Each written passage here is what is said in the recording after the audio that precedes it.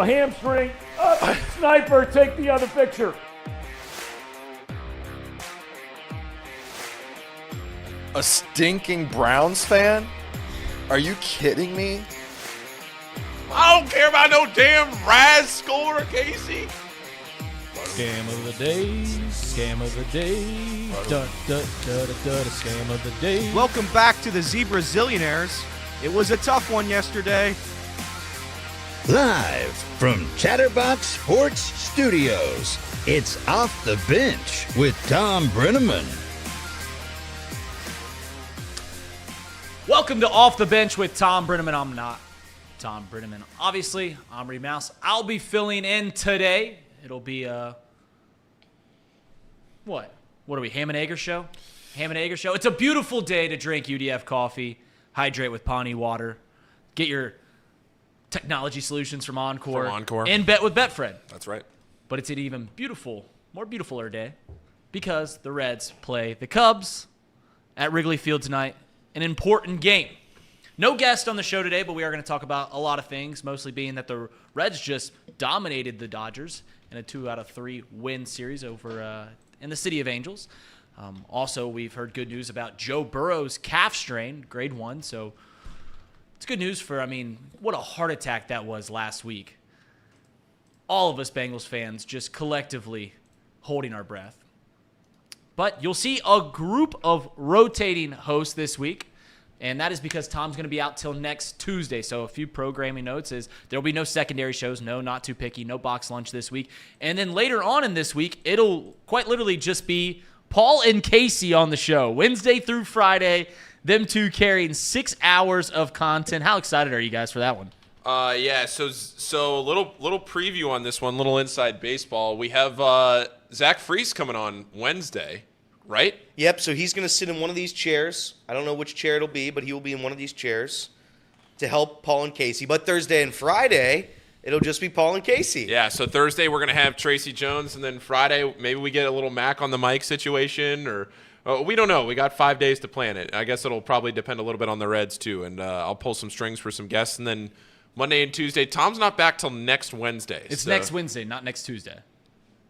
Next on the calendar it says Tuesday, but you're right. He did say he's next. out Tuesday. Yeah, he'll be out back Tuesday. Wednesday. Okay. Yeah, so we got 7 shows left. Yep. To get through this. Yeah, Tom's on vacation, and then actually the week after he comes back, he's going to take a few more days off because he's got to move his kids into college. And then you get Tom for the whole fall. So it'll be good. It'll be good. It'll be good. Guys, let's dive right in. The Reds take 2 of 3 from the Los Angeles Dodgers, winning the rubber match yesterday 9-0. Graham Ashcraft goes 6 scoreless. And he's been a bright spot on this rotation recently. He has thrown, I believe, 29 1/3 innings pitched over his last 6 starts. He's given up 6 earned runs. He struck out 17. He's been very, very sharp. In a rotation that we have been wondering who's going to step up, Graham Ashcraft has taken that podium. You got homers from Matt McLain, Elly De La Cruz, and Joey Votto. Votto still bangs. When did it become just an automatic series win for the Reds going into L.A.? I don't know when the switch happened, and again, we were talking about this a little bit before the show. The Reds lucked out with the pitchers, right? Respectfully to those Dodgers pitchers, they're scrubs. I don't mean to be disrespectful, but those guys suck. The Reds got very lucky, but when you go into LA and you win 2 of 3, and then the last game you win 9-0, it does say something, right? A lot of teams can't do that against Los Angeles. So I don't know when the tides shifted, but I'm happy. I'm happy that the Reds have taken business against quite literally everybody except for the Brewers. They have dominated the entire league. And the Pirates. Except for Milwaukee in one series against the Pirates. You know what's funny about you saying that is we talk so much about the Cubs and how they have such a crazy positive run differential, and how the Cubs have played pretty well this year except for when they get swept. And then you look at the Reds and you say to yourself, well, they've played really well except when they played the Brewers. Yeah, we were just talking about the Cubs a little bit because, the Cubs have sucked for a lot of this year. And the reason is because I don't know what their series win-loss is, but it feels like the only time they ever lose a series is when they get swept. And I was looking it up just to preview the 4-game matchup that the Reds have against the Cubs this year. The Cubs have a better team ERA than the Brewers. They have almost the exact same OPS as the Reds, which would be the best in the NL Central, and they have the third best run differential in the National League. So when they lose, they just get swept, and when they win 9-0 like the Reds did yesterday. Speaking of that 4-game series, they'll take on the Chicago Cubs, who come off winning 10 of 12 games. They've won 6 of their last 7 series. They made the news this past weekend that they're going to buy. I'm not going to have an opinion on that because it seems pretty evident that they should have sold. But if they're going to do it, just do the damn thing. Why not? The Reds go into Wrigley Field for the first time since Memorial Day weekend when they got a 3-game series, which was absolutely the lowest point of my entire life back in May. But, guys, does this series fit up there with the Brewers series, or is it below all those series that we kept hyping? This is the best series that the Reds have played in years. This is the best series. This is below that, right? It's not even close. I don't even think it's remotely close. The Brewers it's a two-team race right now in the NL Central. I don't think the Cubs should even be mentioned with the Reds and the Brewers. So I think this series is so far below everything. I'm concerned the Reds won't get up for it. That's how small this series means to the season. I'm gonna zag. Genuinely, I'm a little worried. I'm a little worried. I'm gonna zag on that because I was thinking about this morning, sitting there eating my breakfast, getting ready to. What'd you have? What? What'd you have? I had cereal. I'm a cereal guy every morning. I know you have cereal almost every morning. Every morning. Lucky Charms? Every morning. No, I rotate Fruit Loops today. Okay. Yeah, just get a little sugar in me, kind of get ready, Sitting there, make my little drink here. I'm thinking to myself, we've talked so much about the Brewers this year. Every time. The 3 series in July. The Brewers, the Brewers, the Brewers, the Brewers. And I was sitting there, I was looking at the standings, and I'm thinking to myself, this team isn't very good, but they're okay. They've won a bunch of series now in a row. They haven't played great teams. I'm talking about the Cubs. Mm-hmm. The Reds, they lose this series. God forbid they get swept. I don't think that's going to happen, but I'm just saying, boom, it's a 3-team race. I'm not going to say it's more important than those Brewers series, but the Brewers series to me just didn't feel big because I had 0 expectations for them. For some reason, you saw the writing on the wall. You just knew that the Reds were not going to play well in those series. This series to me feels a little different because this is a series over the trade deadline where the Cubs are clearly talking about making moves. We'll know by first pitch today whether they make those moves or not. But this series is happening over the trade deadline in a juncture in the season where if the Cubs play really well this week, win 3 out of 4 or go 4-0 against the Reds this week, then boom, you have an entirely different landscape of this division going into the final 55 games of the regular season. Whereas if the Reds win 3 of 4 or sweep, then they really just put the Cubs out of contention. Yeah, the Cubs, you're absolutely right. If the Cubs don't win this series, it seemingly looks like they'll be out of contention. The Reds play a favorable about 15-game matchup. I think the Brewers, their next 10 games are against the Nationals, the Pirates, and the Rockies. So those are 10 games that the Brewers should fare very well in. After the Cubs get off this 4-game series against the Reds, they then go to Atlanta. They then play the Mets. They then play Toronto before winding up in the middle of August with a very favorable schedule. But it's a tough 2-week gauntlet for the Chicago Cubs. But you're right. If the Reds have the ability to knock the Cubs, who just committed to buying and to try and winning this year, they have the ability against the ropes right now to knock them out of contention if they just win 3 of 4. And in a weird way, it's almost like they're going for it. And like when you're talking about the Cubs buying, it's almost like they're buying for this series.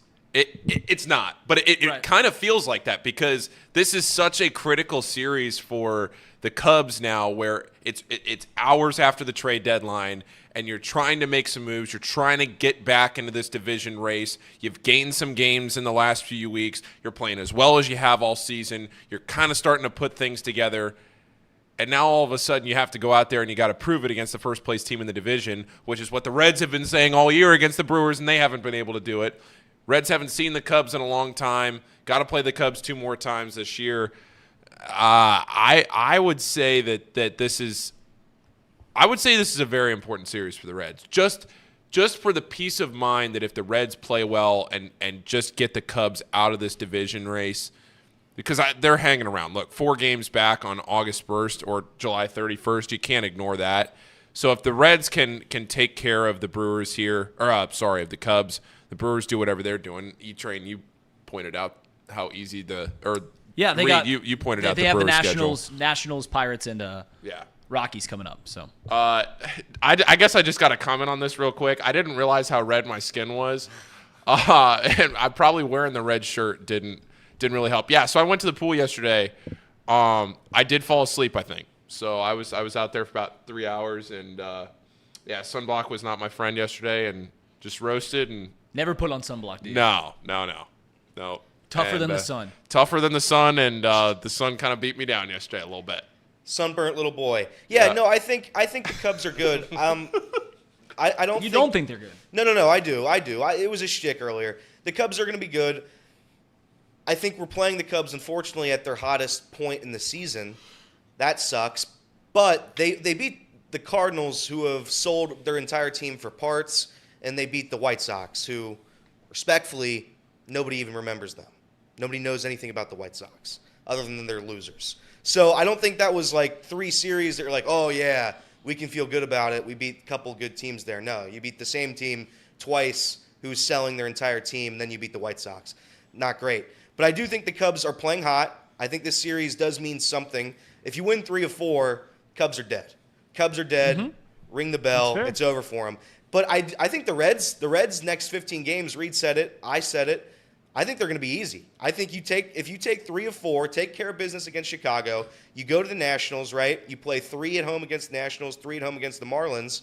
You travel to the Pittsburgh Pirates, and then you play the Guardians at home, 2 games with the Guardians.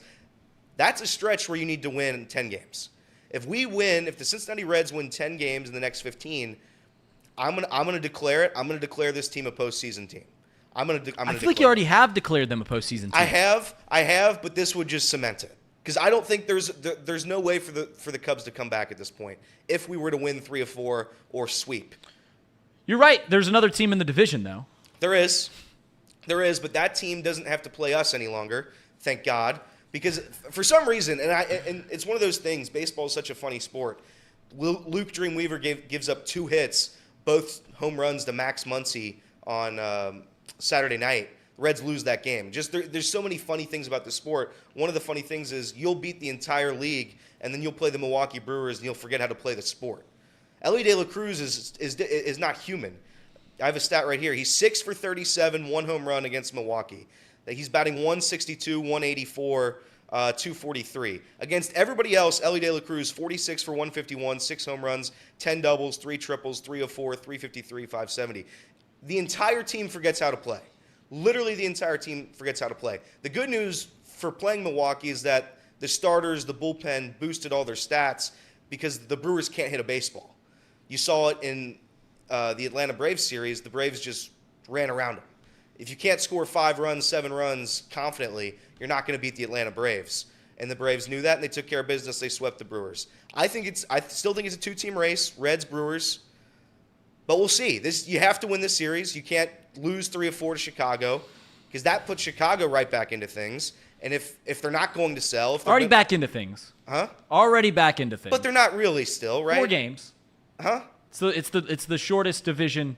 It's the closest division race. Yeah, in but the National League. Yeah, but you still, still not really in it. But just take care of business, guys. Just take care of business. Yeah, you mentioned the Brewers don't know how to hit. They are 26th in the league on base plus slugging, a 689 clip. The only teams worse are the White Sox, the Royals, the Tigers, and the Athletics. So they have the worst OPS in the National League. But for some reason, the Reds can't beat them. You mentioned Dreamweaver giving up 2 hits and losing to the Dodgers on Saturday. In a season that's filled with just so much magic, and Dreamweaver has been the center of that magic. That's right. Are you worried that it's gone? Yeah, a little bit. But there is something, like, he has to pitch horribly for the magic to kick on. Like, he has to be the worst pitcher in Major League Baseball. And I'd argue, I don't know who would be worse at this point. He started every single game. Like, he hasn't been hurt. He got hurt and didn't miss a start. This guy has started every single game. He's been our most consistent pitcher. The issue is the consistency is how bad he's been. He has a 6.8 ERA through 18 starts. That's incredible. I mean, it's left-handed pitchers or batters. I'll get through this eventually. Left-handed batters are hitting .310 against Luke Weaver. That is second worst in Major League Baseball. But something clicks in the Reds' offense. It clicks in the Reds' dugout. When Luke Dream Weaver's out there, the whole team shows up because they know they're going to have to show up. They're going to have to put up numbers. So I don't know what it is. If he's going to go out and pitch quality starts, I think you have to cut him. What's the Reds' record when you host Chatterbox Reds? 1-1. 1-1. 500. 500 baseball. 1-1. It's unfortunate the Reds lost on Dreamweaver night because I don't know how long can I play into that shtick that the Reds don't lose on Luke Dreamweaver night. You'd still lean into it. Like, it still holds true. I know Okay. they just lost their most recent game, but now you can add another element to it. Like, Luke Dreamweaver was the best pitcher in baseball last Saturday. It's true. I think you give it one more start. Right. Because if he loses his next start, that's 3 out of 4, and that would also be 2 in a row where he's been healthy. Because you can forget the one where he got hurt. That doesn't count, Elliot. Don't worry about that one. Okay. Got hurt. Then he wins his next one. Then he gives up 2 hits, 3 runs on Saturday, and he loses. I say you give it one more start. If he blows up and loses in the next start, is he game 4 against the Cubs? Currently, it is gearing up. It's a great game tonight. I think he would be throwing Thursday. I'm pulling it up as we speak. Would that be game? I think he is Thursday against the Cubs. Against Jameson Tyan. Oh, hell yeah. Tyan's been pitching great. Is Wynn going to be blowing in this series? Do we know?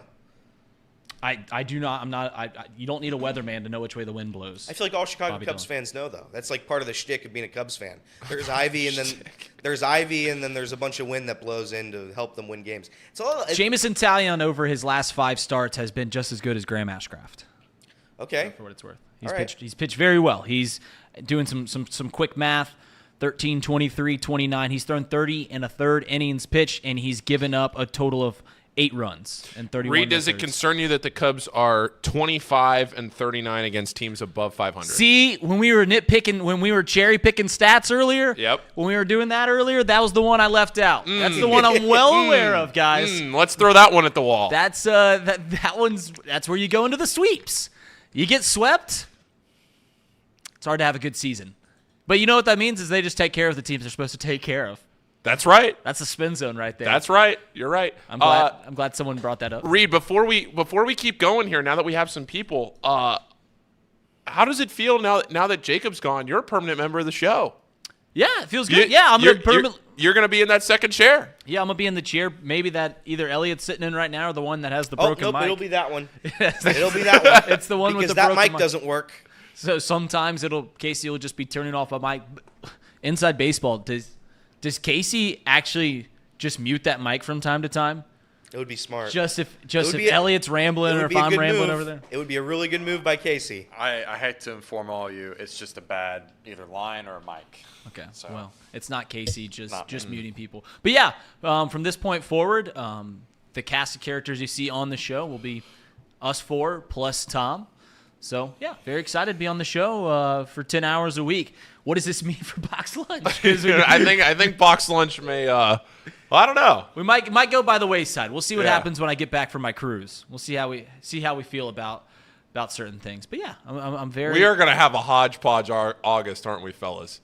Between it's going to this be week, next week, and then the week after, where he goes to drop Luke off at college. Oh yeah. I mean, we are going to be powering through this month.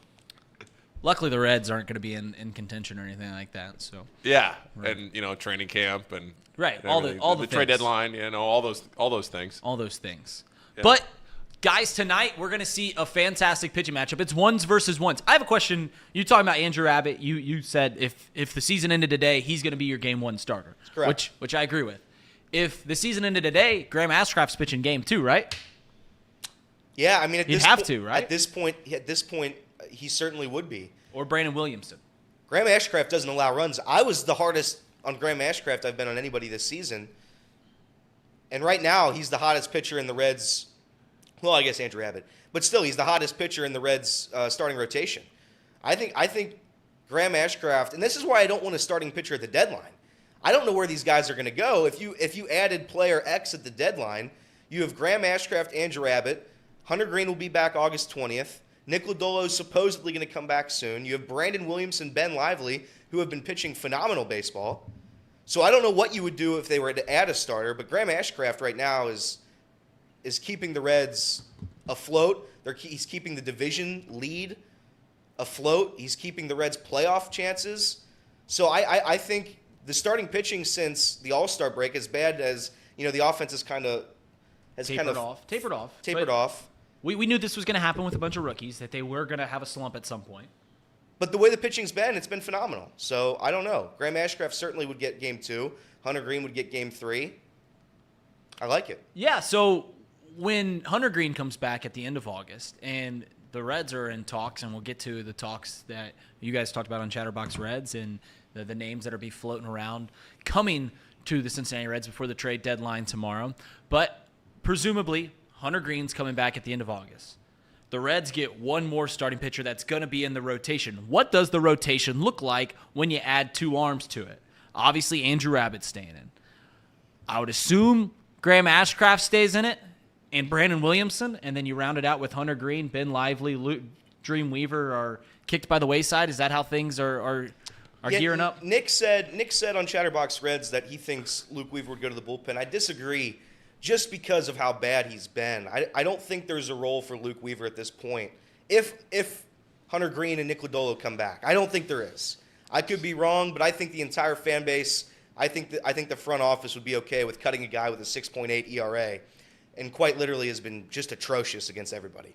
So I think he's gone. I think Brandon Williamson, there's a chance, depending on what we do at the deadline, Reds need a lefty reliever.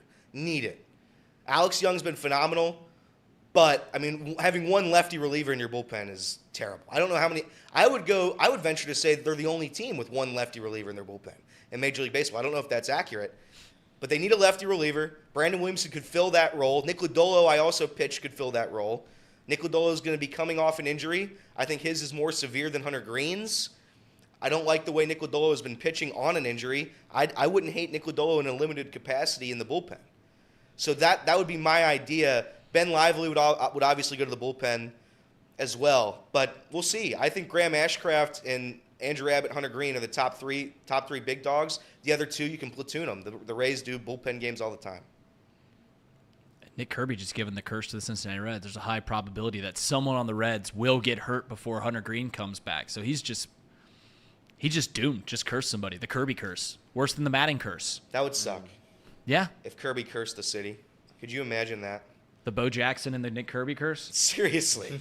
That's brutal. Nick, what are you doing? Remember that message if this week in Chicago, just the pitchers don't get out of the 3rd inning just because they go down in the... They're all taking comebackers off the face with the Wrigley wind. Man, Nick, that's brutal, buddy. That's brutal. Cursed him. You would never do such a thing. No. Never. Realistically, okay, by the way, yeah, no. I'm going to look at this transition. Realistically, if we look at the trade deadline, that's tomorrow at 6 p.m. We're going to see a hodgepodge of trades from now until then.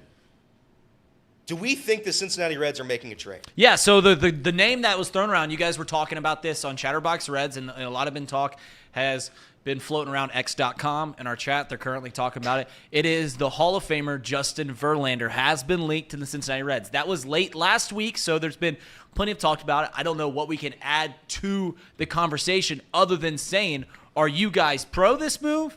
Which presumably would be taking on a little bit of the contract. There's 2 ways that the Mets can do this, right? They can either have the Reds take the entire contract, and to do that, the Mets would have to be giving the Reds prospects. That's not going to happen. The other way that would have to happen is that the Mets go, all right, we'll eat most of the contract, but you got to give us prospects in return. Essentially, the Mets would be buying prospects for the price tag of Justin Verlander's contract. So that's probably what's going to happen. Are you guys pro the Reds adding on Hall of Famer, postseason hero Justin Verlander for the final 2 months of this season? I would look. If the question is, would I love to see Justin Verlander pitch in a Cincinnati Red uniform? The answer to that question is yes.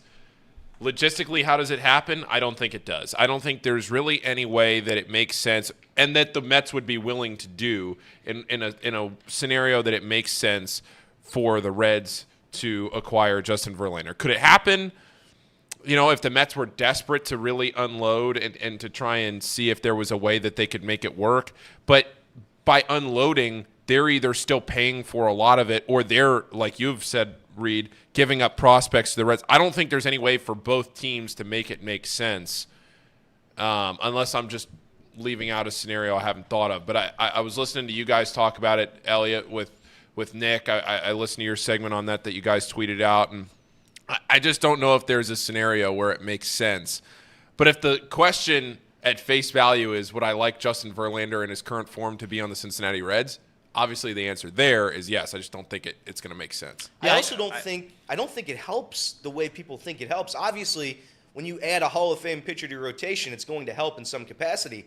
But the way the Red starters have pitched as of lately, the past 2-3 weeks now, I don't think Justin Verlander makes as big of a dent as a left-handed reliever would. I don't believe so. You don't think 100 innings of Justin Verlander, or I don't know how many starts you get in 2 months, but close to 100 innings of Justin Verlander beats out 25 innings from a left-handed reliever? No, well, listen, because I do think obviously he's going to add value, right? But the way the Reds pitching has been, it's almost like if it ain't broke, don't fix it. They've been pitching phenomenally. The Reds pitching staff has been one of the best in baseball since the All-Star break. So I don't think adding him to the starting role, where I think the team starter ERA right now is almost sub-3. It is. Sub-3? Second best in baseball since the All-Star break. So I don't know. Obviously, in the postseason game, that would make a massive difference. But we're not a lock for the postseason right now. I think the Reds would be okay without Justin Verlander. And especially if you're giving up Cam Collier, you're giving up prospects, you're abiding by the process that we've all been told to trust, right? I don't think Justin Verlander makes as big of a dent as people think. Would I love it, like Paul said? Absolutely. I would love Justin Verlander, and I think it would break the city. I think the city would throw a parade for Justin Verlander. It's one of those situations where it's almost a win-win for Cincinnati Reds fans, because from the periphery, when you're looking on the outside before a deal has been made, you're saying, how does Justin Verlander make sense on this team? We're trying to hoard prospects, and I don't think that the Reds would give up a marquee prospect in return for Justin Verlander, but maybe you have to. Maybe you have to get an arm like that. But if Justin Verlander comes to the Reds, you go, oh, we got Justin Verlander. How awesome is this? We get to see a Hall of Famer pitch for the Reds, a young Reds team for 2 months as they try to charge towards the postseason. It's almost a win-win, but you guys are right. Logistically, how does it add up? How does it make sense? The names being floated around, Cam Collier. I don't think the Reds should try to give away any really prospects. So it's such a weird juxtaposition on what's going to happen. And the trade deadline's what, in 26 hours? Yeah. It's noon tomorrow? Yep. No, 6 p.m. 6 tomorrow. 6 p.m. tomorrow. 6 p. So still plenty of time, and there's always those last-second deals. It's going to be interesting. It is. If you had me give a take right now, I don't think the Reds should go after Justin Verlander. I think the Reds should stay the course. I think, like Elliot brought up, like we've been saying on this show for weeks, maybe add some depth to the bullpen where you're not giving up a whole lot, but just bolstering it a little bit, getting 25 innings out of a good reliever over giving up key prospects for Justin Verlander. Sure. But it's an awfully attractive proposition seeing Verlander in the Reds uniform. Who are some names that you think the Reds should go after? Obviously, the big one is the Moeller grad, the lefty, the NL Central alum, Brent Suter, and my, oh my.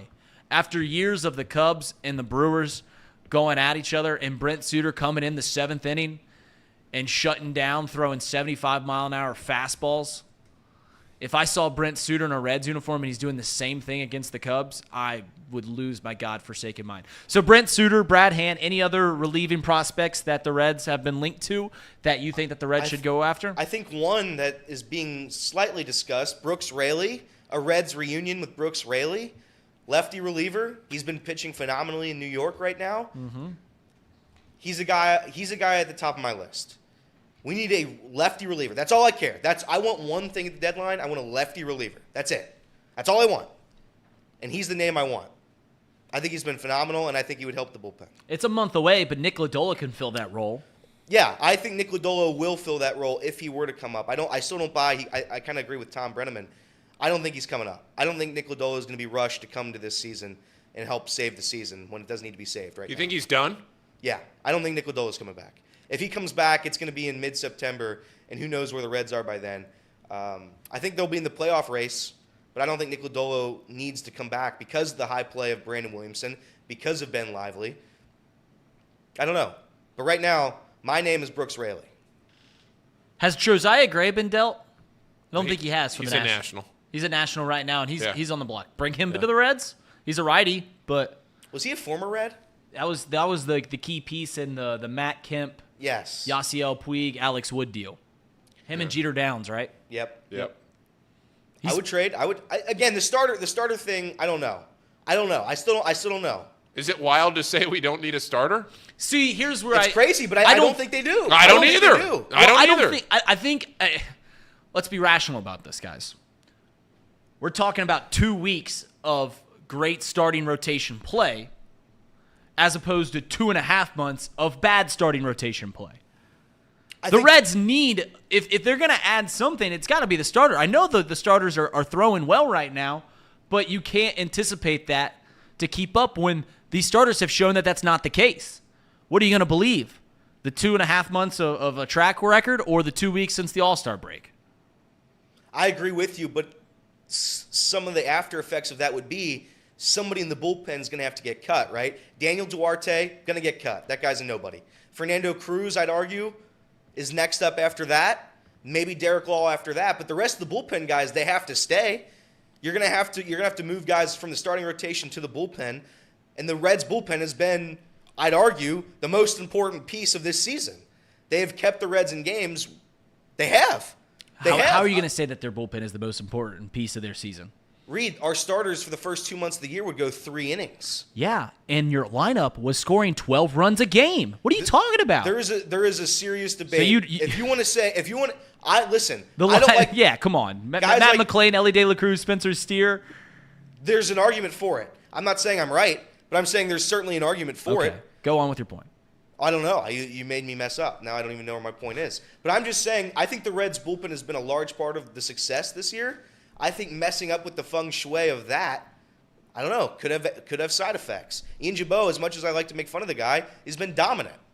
Fernando He's been very Cruz, as good. much as I make fun of the guy, has been dominant over his last 20 starts. There is a rhythm to the bullpen right now, and I think shaking it up, I don't know, could hurt it. And that's with TJ Antone coming back. That's with guys like That's the part that I've been saying is Yeah. that the best arms that could come to the Reds presumably are already belong to the Reds. They're just coming back from injury. TJ Antone, Correct. Hunter Green, Nick Lodolo. You guys seem to think that he's not going to come back at all. I think he's going to come back in some role. I don't think he's going to be a stretch starter, but those are the best arms that could come back to the Reds. Yeah, I think that's fair, and which is why I'm hesitant to making any kind of post or a trade deadline deal. Elliot Stinks on the chat. Yeah, thanks for reading his full name. Yeah, okay. He points out, let's be honest with ourselves. This bullpen and rotation isn't going anywhere in the postseason. This is not our year. Next season, go on. I disagree with that. The Reds have played, again, I know, I get it. They're not getting the starting pitching that you would see in the postseason. You're not going to see the same 3 guys that you saw in L.A. this weekend that you would see in the postseason if the Reds were playing the Dodgers. But outside of Milwaukee, there is nothing to tell me that this Reds team can't compete in the postseason. I'm not saying that they're winning the World Series, but they can compete. They can go out there and compete. And with the lineup that they have right now, they can go out there and do some things. They can have some fun in the postseason if they get there. And I do think they will get there. I think they win the division. I don't think there are 3 teams in the National League that are better than the Cincinnati Reds. I think right now it's the Milwaukee Brewers, and I think it's the Atlanta Braves.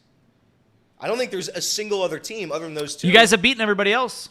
So I don't know what everybody's so afraid of that we can't go all in this year. Obviously, don't go all in. Now they've gotten most of these teams off of their premier, like it'd be 1s versus 1s and 2s versus 2s, not the Reds 1s versus Dodgers 4 and 5.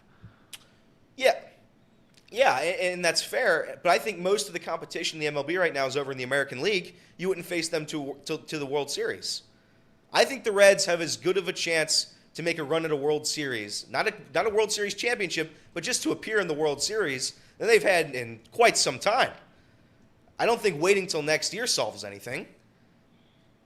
Right? I mean, I think the Reds are the third best team in the National League. I don't agree with that proposition. I really don't.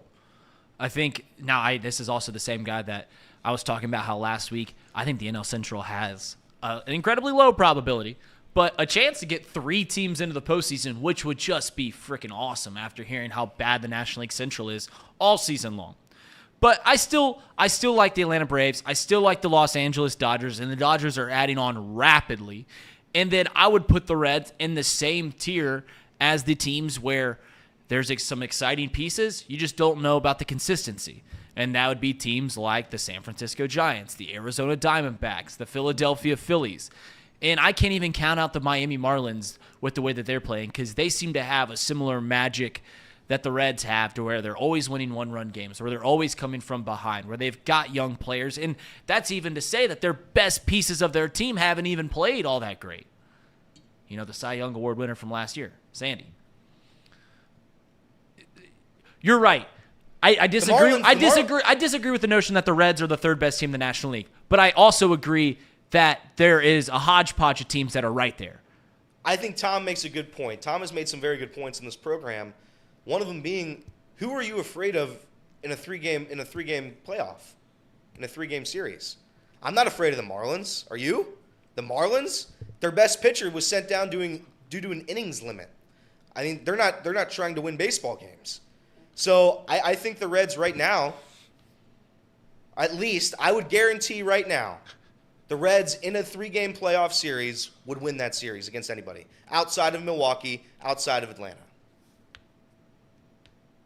Yeah, I'm just Could looking be at the wrong. Marlins. I'm looking at the Marlins team, and Sandy's pitched better, but he's still got a 4.5 ERA. Luzardo, yeah, you're right. In the Reds against the Reds and Marlins, if you were a capper, if you were making the odds, it'd be it would just depend on who the home team is, right? It's pretty much all it would come down to. But the Reds, you're right, can beat everyone. Nick Kirby disagreed with your notion about how this is the best chance that the Reds have to win the World Series, and you don't know how long. And I agree with Nick Kirby that 2020 there was a much better chance just because of the veterans that you had on the team and the starting pitching that you had on the team. Obviously, they didn't score the run. We know how that worked in hindsight, but that team did have a team built for postseason, at least in the generic sense of the term, where they're strong veteran presence along with the strong starting rotation.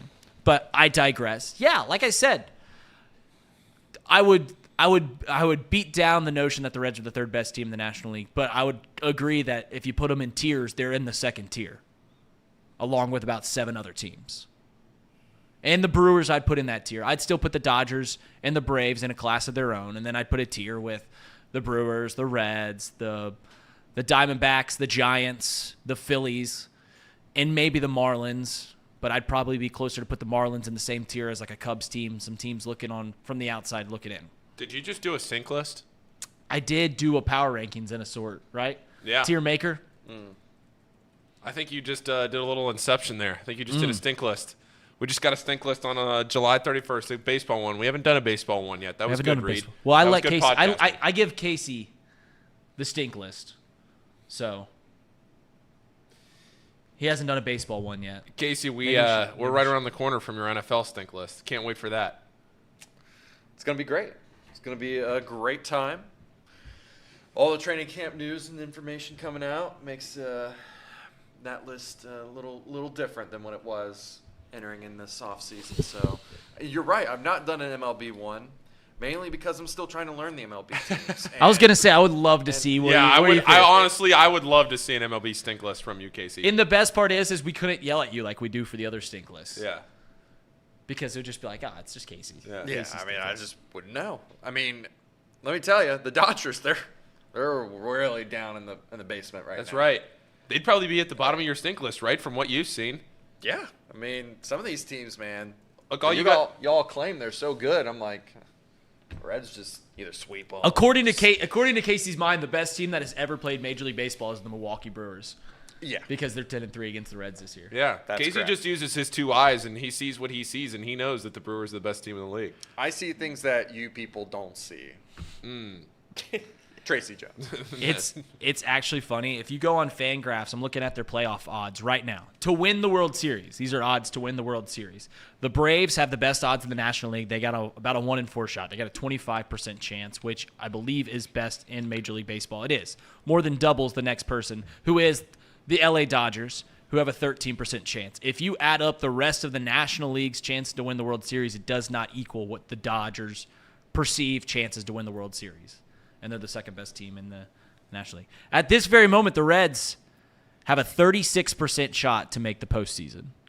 I would disagree with that algorithm. I'd say it's a little higher. I think the National League Central is going to get a wild card team. I truly believe that. The Reds not playing the Brewers for the rest of the year helps both teams because now they're not beating each other down. They can go together.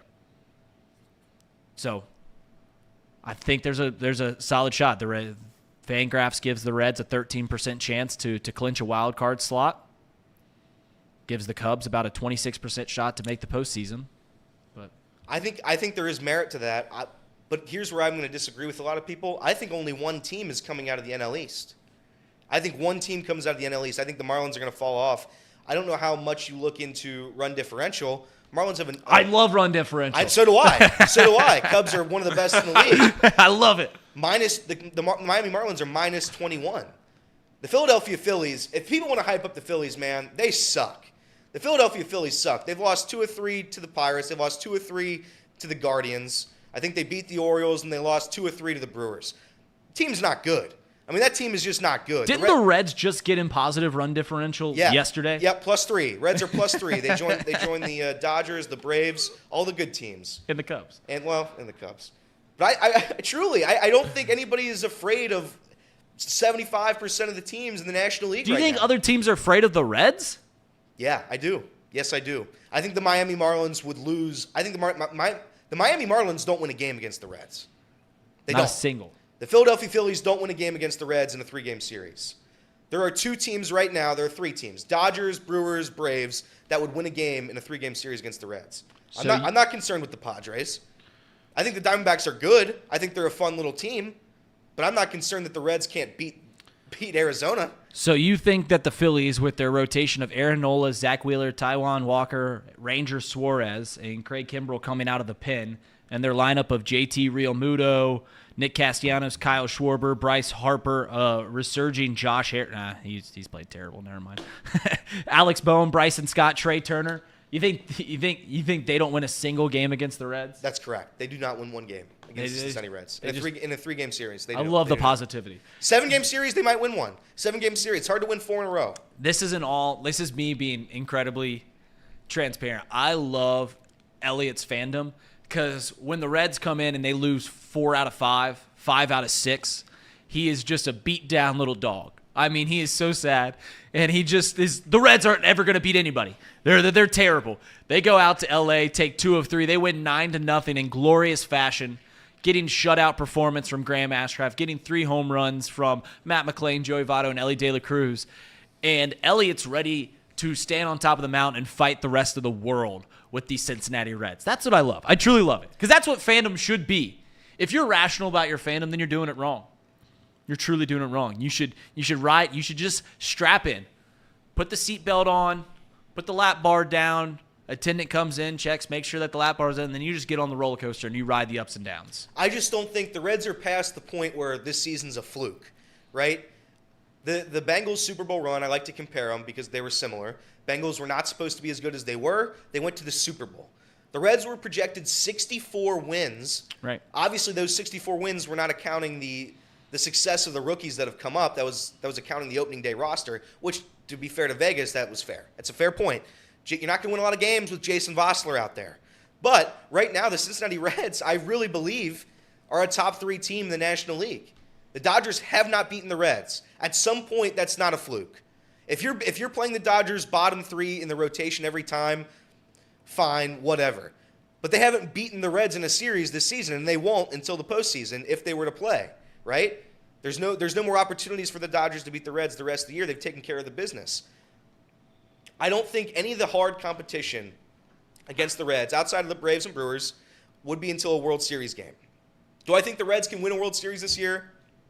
Probably not. I think Justin Verlander is going to go to like the Dodgers or the Braves, and it's just going to destroy me. Because you know what? I want Justin Verlander just so the other teams can't take him. That's where I am right now. If they want to eat $40 million, fine. I just don't want the Braves to have Justin Verlander too, because that would destroy me. But I really believe the Reds offense, the Reds bullpen, it's been a consistent thing all season long. I don't think that's going away now. The Reds have a winning record against every team in the National League, or a 500 or better record against every team in the National League, but 4 teams. Can you name them? The Reds have a winning record against A 500 or better record against every team in the National League, but 4 teams. Phillies. So 10 of the other. Yep, the Phillies are one of them. Phillies are one of them. 3 and 4. You said this includes National League Central or does not? The whole National League. So yeah. Okay, so Brewers, Yep. Pirates. Yep. I can get one. They're from the division. Braves. Yep, the Braves. 1 and 5 against the Braves. So those are the 4 teams. Those are the 4 teams. Got a winning record against, or a 500 or better record against the other 10 teams in the National League. The Reds played the Pirates very early on. Got 4 games swept. They're 2 and 5 against the Casey Pirates. mentioned that was before the Reds were good. They played the Phillies before the Reds were good. Braves, great team, but I'd argue the Reds as horrible. Oh, what are you gonna say? The Reds. Come on, give into it. I'm going to give into a moral victory for the Reds in that series against the Braves. The last series against the Braves was a moral victory. That's a moral. They played the Braves as tight as anybody's ever played the Braves. They lost. The Braves are a better team. I'm not saying they're not, but that was a moral victory for the Cincinnati Reds. The Milwaukee Brewers, they've just, I can't defend the Brewers. Jesse Winker turns into Barry Bonds against the Cincinnati Reds. He hits 115 against everybody else. So I can't help that. I can't help that Randy Johnson pitches for the Brewers every single time they're out there. But I like the Reds' chances against everybody else. Who would be the projected matchup right now in the wild card series? Against what team? So that's what I'm asking. Who would the Reds play? Oh, in the Reds would play in the wild card. I'm looking. It'd be the final wild card team. Marlins? No, the second wild card Would team. it be the Marlins? Yeah, they'd be the final wild card team. It'd be the Marlins. Okay, so I love the Reds. So it'd be Andrew Abbott versus Sandy Alcantara. Somebody clip Jesus this. Luzardo. Somebody clip this right now. And that clip. Whose job is that? Yeah, I was gonna. Well, let me finish the joke. Reed, will you let me finish a joke every now and then? Get to the punchline quicker. Set it up better. I don't know. I think the Reds beat the Marlins automatically in a postseason series. Automatically. If the Reds face the Miami Marlins in the postseason this year, automatic win. Don't even play the games. Don't even play the games. You want to know something that'll pique your interest? Yeah. The way it sits right now, postseason, they play the Marlins 3 games at home. They then would play the Los Angeles Dodgers in a 5-game series. Love our chances. I don't like them. I love them. I love the Reds' chances. 5 in L.A., give it to me. Or you'd have 3 in L.A. Either way, assuming they don't have if they don't have Justin Verlander, Reds beat the Dodgers in 5 games. You'd face Kershaw, you'd face Gonzo, you'd face Urias. I get it.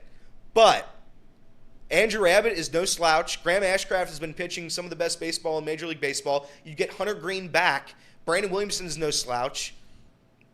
I don't know. I like the Reds' chances. He's saying it'd be the Brewers. Dodgers still have a guy. Can we talk about the Brewers and the Marlins are they're actually have the exact same record. So I don't know how the tiebreaker would go for the second and third wild card spot. Well, if it's the Brewers, then I'm scared.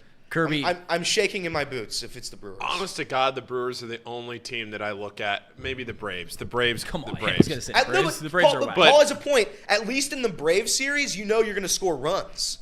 Like, if you score runs, you're going to have a chance to win games. Against the Brewers, the Reds get shut out every single game. Literally every game. I think the Brewers are the only team where I would truly feel demoralized going into the series. Because even the Braves, I think if they lost, it could be like a fun series. It's not even fun when the Reds play the Brewers. It's just demoralizing. They go in, they get beat down, they pick up their bags, they put their head down, and they mope out of the stadium. Everybody else, at least it's fun. At least they go out there and compete. I mean, it's uncompetitive baseball. I think there's a fair point to that. I think if you're able to score runs, if you're able to compete, there's no competition when you play the Brewers. Yeah, your pitching is going to play well because the Brewers literally can't hit a baseball. But if you're not going to be able to get on base at all during an entire series with the Brewers, if the Reds played the Brewers in 3 games in that wild card series, final score of the 2 games, by the way, the Reds would lose that series 2-0, 1-0, 1-0. And it would just be the most disgusting loss in the history of the sport. Horrible. Who would the Reds have?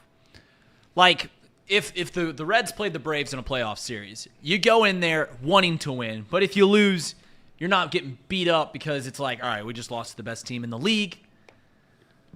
If you went into the Brewers, it hurts so much more because the fan base perceives that the Reds are better than the Brewers. Hasn't shown this year, but it perceives that they are better than the Brewers.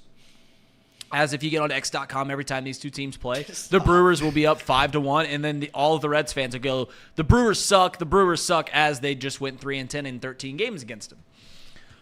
If you play against any other team, what are the expectations? You think that the expectation is that they'll beat anybody. Like if you go into a 3-game series or a 5-game series against the Los Angeles Dodgers and you lose, competitive series, but you lose, are you overly beat up about it? Or did it feel like you should beat them?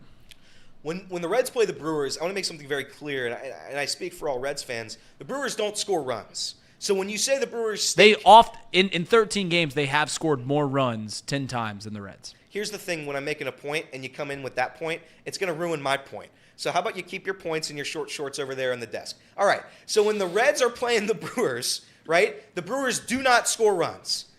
So when you say the Brewers stink, that's what they're talking about. The Brewers rotation, the Brewers bullpen, dominant, lights out, best in baseball. But the Brewers don't score runs, and when you're playing a Braves, when you're playing a Dodgers, right, you're not going to score runs that you need to beat those teams. Those teams are going to score 5 on you. Your pitching's not going to be a match for the Braves and Dodgers. It's just not going to happen. Brewers cannot match that number. The Reds can. That's what I think the difference is. That's why I think the Reds are better. That's why I think the Brewers stink, because you're not going to be able to compete. You saw what happened in 2020. Nick Kirby talked about it earlier in the year. Reds didn't score. They were unable to produce runs. They pitched down. They were phenomenal. Trevor Bauer won a Cy Young. People forget about that. Mickey Mouse, but it still counts, right? Trevor Bauer, I think, went 9 innings, gave up 1 hit and a run. They lost the game. So it's like, you have to be able to score runs. I firmly believe offense is the most important part of the game. Just like the NFL's kind of gone to the offensive side more than the defensive side, I think baseball is the same way. Now, and when it comes to playoff time, does the good pitching staff usually win? Yeah, I would say so. If you have a great pitching staff, you're going to win. But I think the offense right now is more important in baseball. So I'm going to go with the better offensive team than the better pitching staff. I think the Reds have the better offense. I think they're better than the Brewers. You said that the Brewers have the best rotation and bullpen in Major League Baseball, despite the fact that they have a worse team ERA than the Chicago Cubs, who you're playing in a 4-game series against. Nick Kirby brings up a good point. He said, I would still feel infinitely better about playing the Brewers in a playoff series than the Dodgers. I would not. Because you'd be facing Clayton Kershaw, Walker Buehler, Is Walker Buehler back? That's the names that he threw out there. Didn't Walker Buehler do Tommy John? Good. Continue with your point. I'll look it up. So yeah, I mean, when you get the postseason, it's all about playing the pitching matchups, right? And you're right. I mean, the old cliche in every sport ever, is defense wins in championships, right? Pitching, defense. Though, as Paul likes to point out in March Madness, that's the old adage, like they play great D, they're going to go far in the tournament.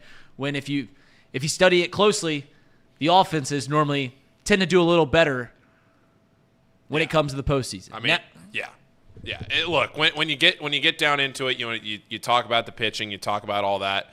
But if you can go out there and you can score runs, then you can overcome some of those inefficiencies and win games. Walker Buehler, headline from Sports Illustrated: Dodgers GM doesn't seem as confident in Walker Buehler return this year. Bleacher Report: Dodgers Walker Buehler returning from elbow injury in 2023 is, quote, a viable possibility. So take that for what you will.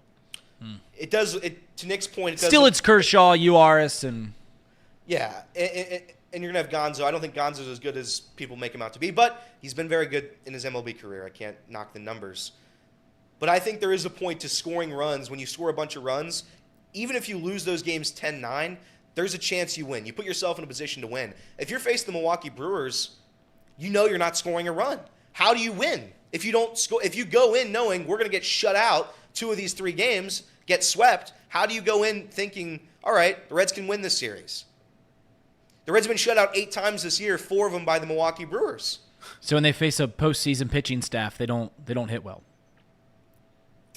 Yeah, I mean, I think that's Because that's what we talked about last week, is that they keep getting these favorable pitching matchups going into L.A., another favorable pitching matchup. How do the Reds keep lucking into this? When they actually go and face 1s and 2s, i.e. the Milwaukee Brewers, it doesn't turn out so well. But here's what people don't like are writing off. Andrew Abbott is a 1.7 ERA. He's a 1.7 ERA. No one's writing that off. That's fantastic. But that's what you guys are saying. It's where if you're facing those guys, you don't have a chance. Andrew Abbott is also matching them. Andrew Abbott's been better than them this season. Hunter Green, if he comes back healthy, can be better than those guys mentioned, right? Graham Ashcraft has been pitching some of the best baseball in the sport. So I don't know. I like my chances with the possibility of scoring runs opposed to having 0 chance to score any runs and you look dead on the field. When the Reds play the Brewers, that's a dead team. Like, when I lose a bet, I'm a wet little boy. The Reds are a sad little team when they play the Brewers. It's just embarrassing. It really is. They don't play baseball. They forget small ball. They can't get on base. They're stealing bases they shouldn't steal. India's hitting into 15 double plays. It's bad.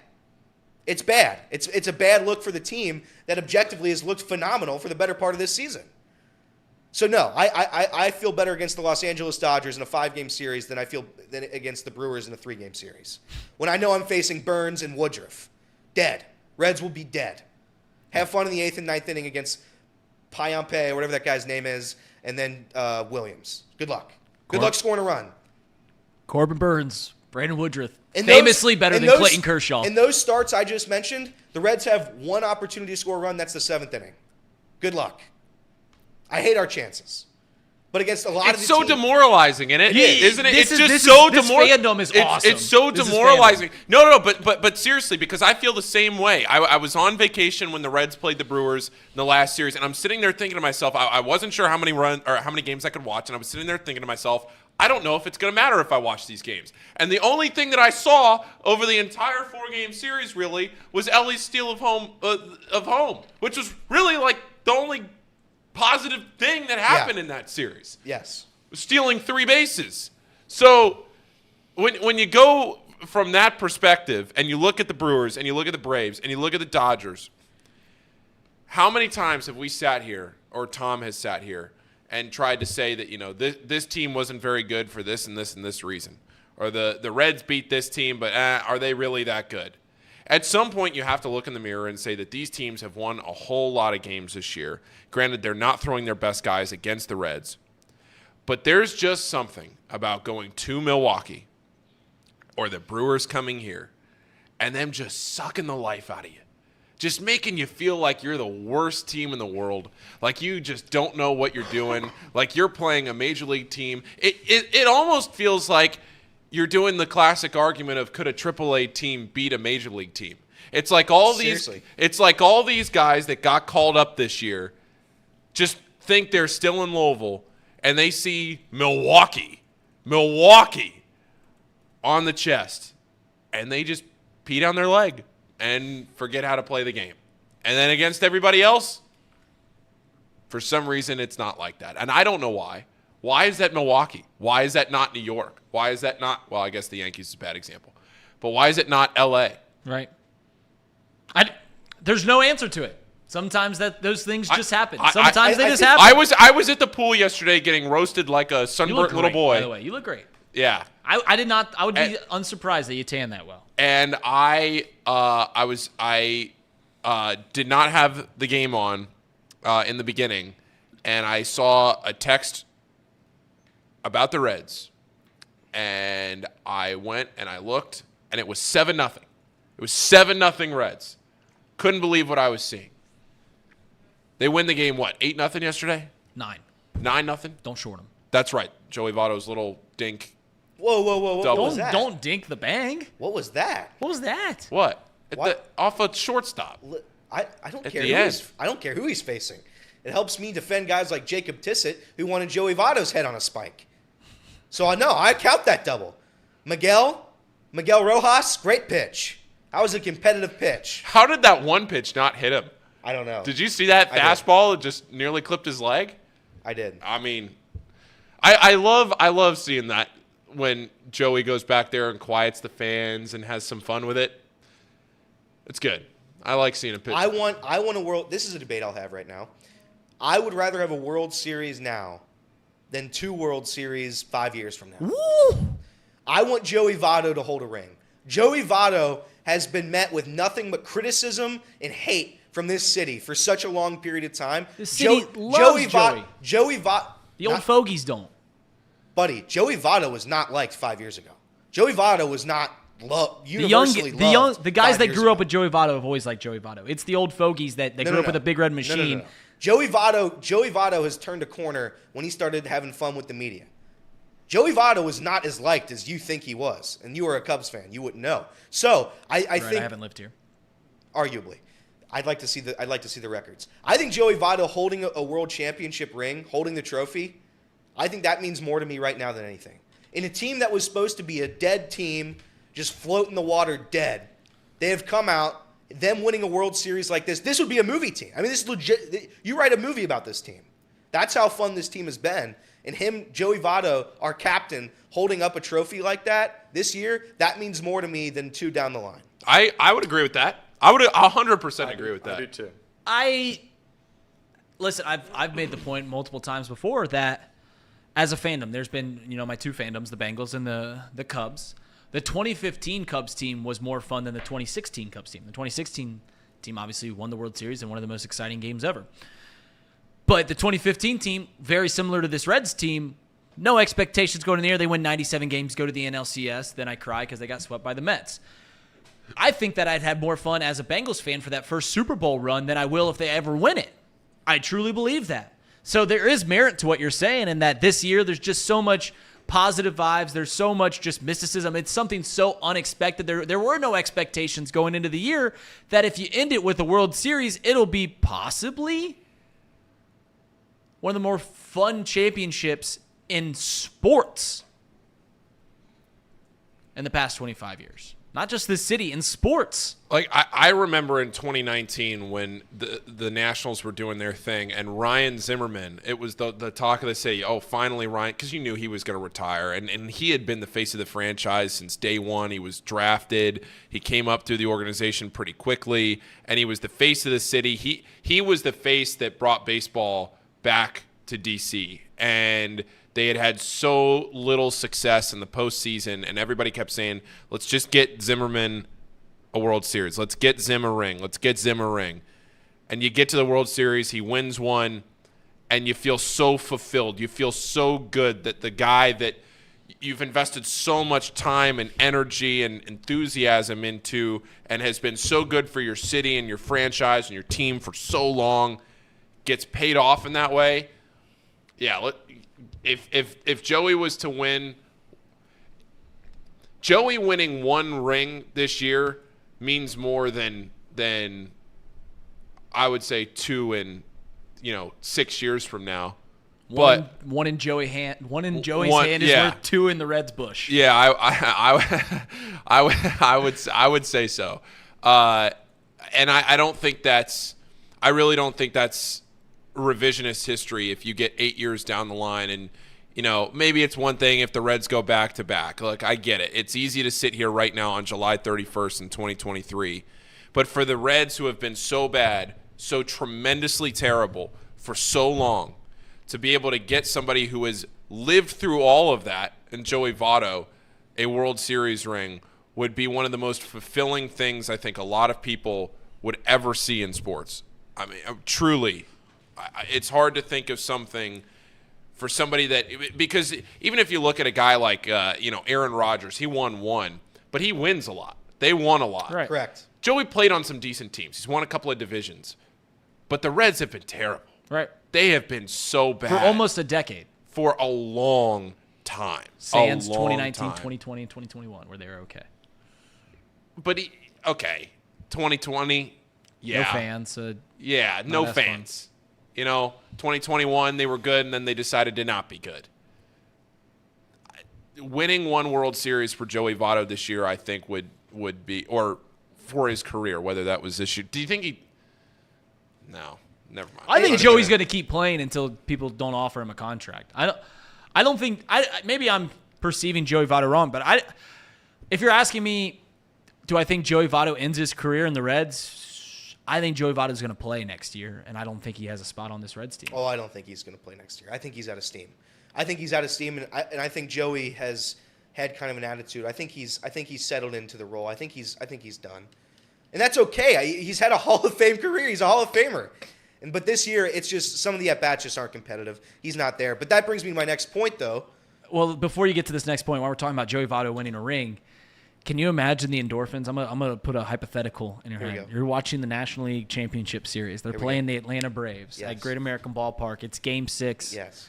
It is a tight ball game, and 40-year-old Joey Votto comes up to the plate and puts one into the moon deck to give the Reds a lead. Hits the tundra sign. Listen, I don't mean to get melodramatic. I've had that exact scenario in MLB The Show 2021. It was my third season, World Series, Game 6. Joey Votto ripped one to that same exact part of the field that you said, walk-off home run to win the World Series. I don't think I would be able to. My body would combust if that were to happen. Truly, there would Jonathan not be. India on second base. Huh? With Jonathan India on second base.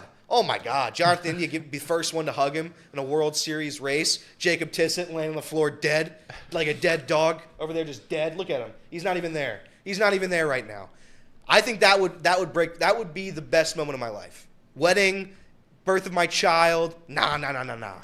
It would be Joey Votto walk-off home run in the World Series to clinch. That would be my number one. But that brings me to my next point, Reed.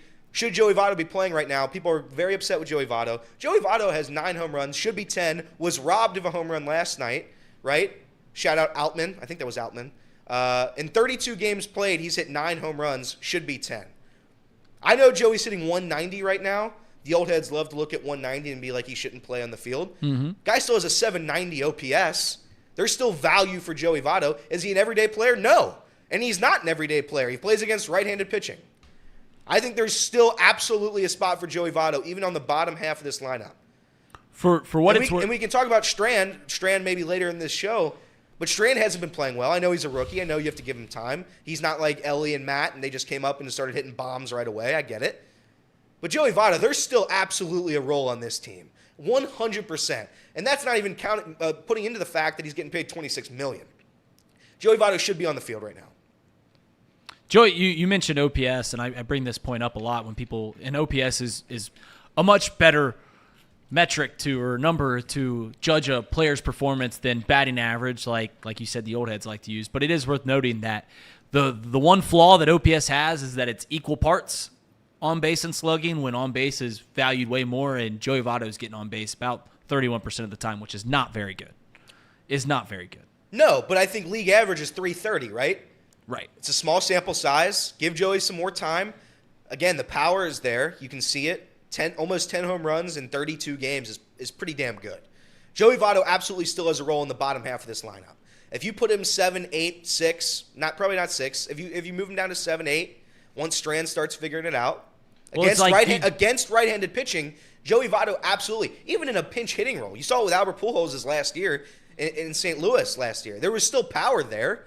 There's still a role to be had, even if you're not an everyday player, even if you're not as good as you once were. But Joey Votto still deserves a spot on this roster. The question is can those two things happen in unison? Can Joey Votto still have a spot on this roster, a spot on this team, and CES continue to grow as a hitter? Can those two things happen? Yeah, absolutely. That's why the DH position exists. At some point, you're going to need your catcher, Tyler Stevenson, to learn how to catch a baseball. But up until then, yeah, that's what the DH spot is for. Joey Votto should be a permanent DH. Strand should be a permanent first baseman. That's what it should be. But unfortunately, we have a catcher who doesn't know how to catch a damn baseball. So that's the issue. You have 3 catchers on this roster, which makes no sense to me. Luke Maile has cemented his spot as the second catcher. Kirk Casale, respectfully, send you to the sun. Say hi to the stars for me, because you're not very good and you don't play baseball games. That's just a fact. Kevin Newman last night played his first game in 3 weeks. So, no, I think Joey Votto absolutely has a spot. Strand absolutely has a spot. Against a left-handed pitcher, plug and play Newman, whatever. Plug and play Senzel, whatever. Well, I'm just piecing this all together. But- so you went CES to play first, Votto to DH. Against right-handed pitching, yes. Against right-handed pitching. Yes. So this puts Steer in the outfield? Yep. Okay. He's been known to do it. It's what he's going to have to do. Some would say he's a leader of men. Over because of TJ it. Friedl and Jake Fraley. Yeah, Jake Fraley can't hit lefties. Okay. Jake Fraley legitimately can't hit lefties. Well, we're TJ talking about in a right-handed lineup. Well, then you could platoon him. You can plug and play on certain days, in that situation, in that scenario. Yeah. Okay. Or India just doesn't play. I would rather have Steer, by the way, or India doesn't play. Fine, Or India whatever. doesn't play, yeah. Fine, whatever. Jonathan India sucks. Is that what you want me to say? Is that No, what you want I'm me just to say? trying to piece this together. There's too many cooks in that kitchen. I agree with you. And I but think it's a Joey good- Votto it's a and great Jonathan- prob- It's Jo- a great problem to have right And now. Joey Votto is clear as day the easiest guy that you take out of the lineup. Spencer Steer has been in a big rut right now. I would rather have Spencer Steer face lefties. And if you're going to force him in the outfield anyway, put him there against left-handed pitching against righties. Joey Votto's DH. Okay. Or you bench Jonathan India. You can bench Jonathan India.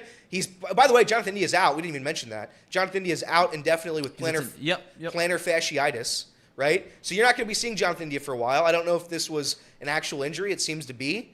Or if it's just frustration, phantom IL stuff. I don't know. If I'm going to be honest, maybe just to lock him up, just to insult all the fans like Evan Maurer who wanted him gone at the deadline. But no, I think Joey Votto against right-handed pitching still has the power numbers to be up there. He still has the career batting average, OBP with the bases loaded, with runners on base, to be a productive bat in the lineup. I do believe that. And if fans want to disagree, that's fine. But I'd ask you to look at his Hall of Fame career. So yeah, Joey Votto has a spot. Now with Jonathan India, the Jonathan India stuff, I don't know what we do there.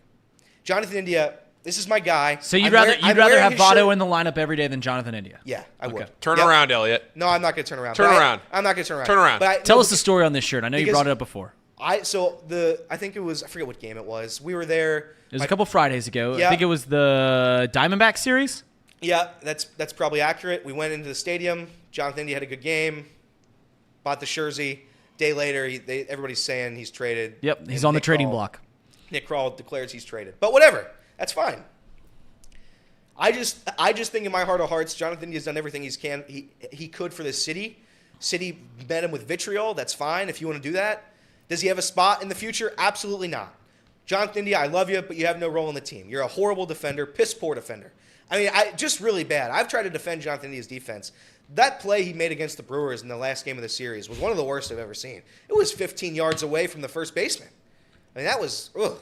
Offensively, I still think his numbers are good. I still think he's going to merit some kind of return. I still think a lot of teams consider him valuable. But unfortunately, it hasn't worked. I don't know if it's been a mental thing, and I was going to make this point earlier. Baseball, I'd argue, is the one sport right next to golf where the mental side of the sport is so important. It supersedes, yeah, because you're spending so much time with your thoughts. And I think like your fundamentals can only do so much if your brain is just in a frenzy. If the city wants you gone, if David Bell's moving you to 1, 3, 6, 7 in the lineup every day, 5 in the lineup. I do think Jonathan India's mental capacity has been challenged. It's been tested, and I think he lost the battle this year. It sucks. Do I still think he can contribute this season? Absolutely. Absolutely, I think he can. I think he's been more valuable than Tyler Stevenson. The positions are vastly different. I get it. But it just hasn't worked for Jonathan India. It sucks. He's on the IL right now. Stuart Fairchild's been brought up. I do think Kevin Newman or Nick Senzel will be gone tomorrow. Nick Senzel and Kevin Newman, as Reed laughs at me. Whenever Reed laughs at me, I know I'm just going on a rant. So let me continue my rant. Nick Senzel, Kevin Newman, they'll be gone by tomorrow by 6 p.m. They'll either be cut or they'll be traded. I don't know what it'll be. Nick Senzel has zero negative value against right-handed pitching. He offers some value against lefties, but in the outfield he looks kind of a mess. Kevin Newman is a decent defender, can hit left-handed pitching. I'd rather have Kevin Newman on my roster than Nick Senzel at this point, I would guess. What kind of return you can get for them, I don't know. I'd say none. Jose Barrero is a name that people have been throwing out to try to trade. TJ Friedl trying to trade. TJ Friedl's been fine. Give him some time. He's earned an off month. But yeah, I don't know what the Reds do with Jonathan India at this point. Yeah, I was going to ask you this question about 15 minutes ago, but we'll keep it rolling with the idea. Do we think that the Reds make a big splash by the trade deadline tomorrow? I mean, we've been hearing rumors. We've been talking about who the Reds are going to get at the trade deadline for 6 weeks now, ever since the Reds took first place, ever since the Reds were a serious postseason contender. And it was, what arms do we get? What are we going to do? Now it's, what are we going to do with Jonathan India? Then you got all these periphery players that we've heard.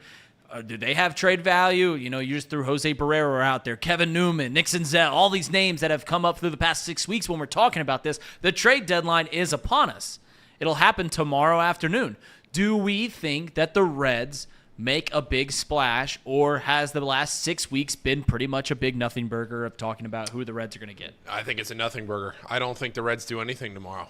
Maybe they go out and get some kind of an arm, but I really don't. I don't think there's anything that's going to happen for the Reds between today and tomorrow off the field as far as the trade deadline goes. Maybe something happens on the field. The Reds hopefully can start the series off the right way tonight against the Cubs.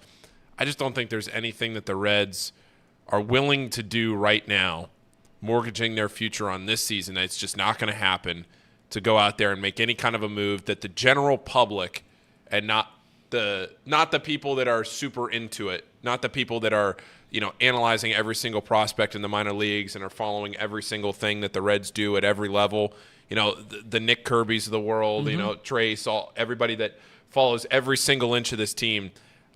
I don't think there's going to be any move that gets the general fan really that excited. Yeah, which would be like a Justin Verlander or something like that. Right, or Jonathan India being moved. Yeah. Or something along those lines where it's a serious piece that either affects the team or a team leaving right then and now. Maybe they get a name, like a Brent Suter, which I say people wouldn't know, except that people around here would know because he's a Mueller guy. I'm talking about a big name, some big splash thing that the Reds do that, some fan that maybe watches 2 innings a week would understand.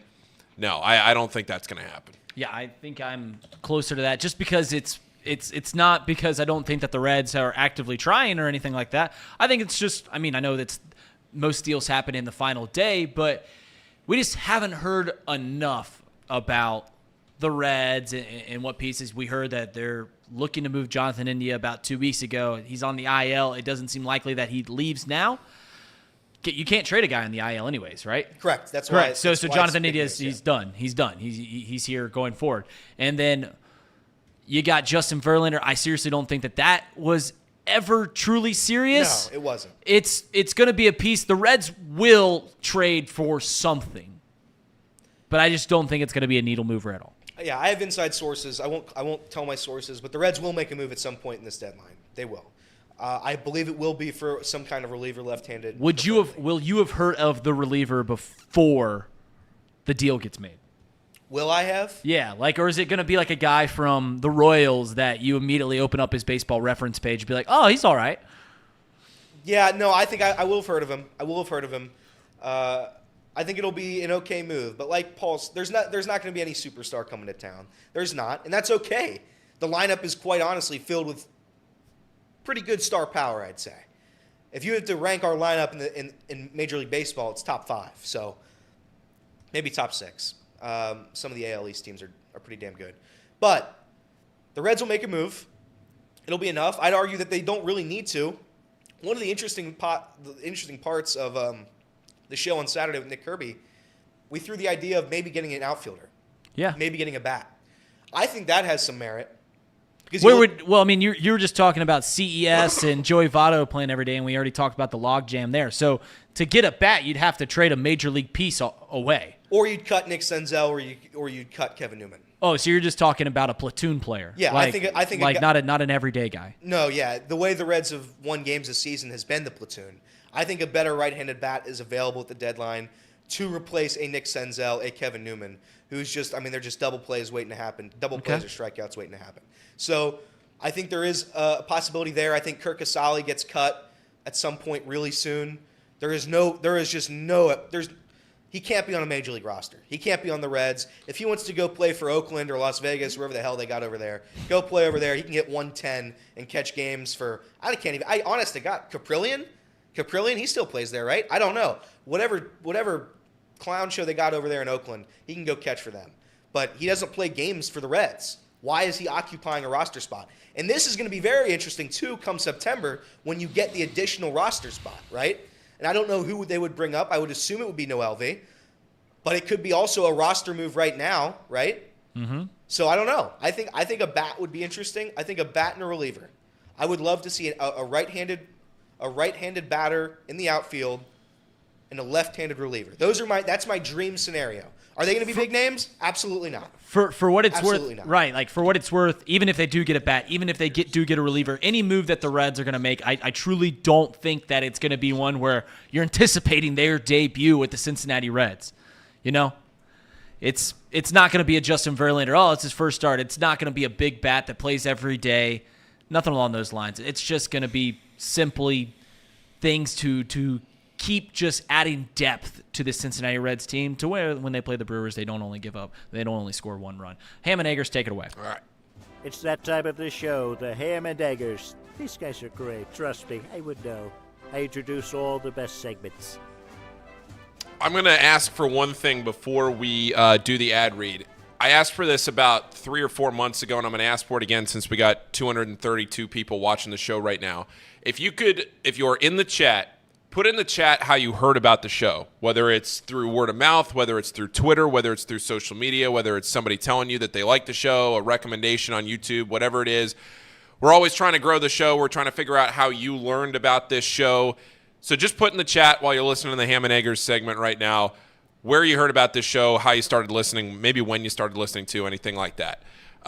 Anyway, this show is brought to you by Encore Technologies. Encore Technologies provides IT solutions for a data center world with a suite of services from mobile computing to desktop to data center, supporting both centralized and work-from-home computing models to improve efficiency and Productivity. You can visit encore.tech. The path to innovation begins here. Also, the new, I'm going to stop calling it new because it's not new anymore. It's Pawnee Water. They've been our sponsor since basically day one, and it is a premium alkaline water that is the best tasting water in the world. They're made right here in Hamilton, Ohio, right across the street. They do not use that artificial processing. Casey's just slamming the water right now. We love it. Thank you, Pawnee Water. You can visit their website at pawneewater.com. That is PAHHNI water.com. PAHHNI water.com to see where you can buy it. Drink Pawnee Water. Get your coffee from UDF. Bet with Betfred Sports. And get your technology solutions from Encore.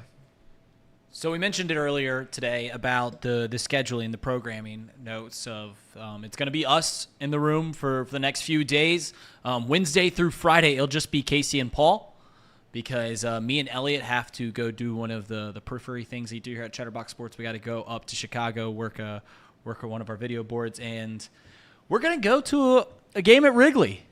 I'm excited. It would be my third time at Wrigley. A national landmark.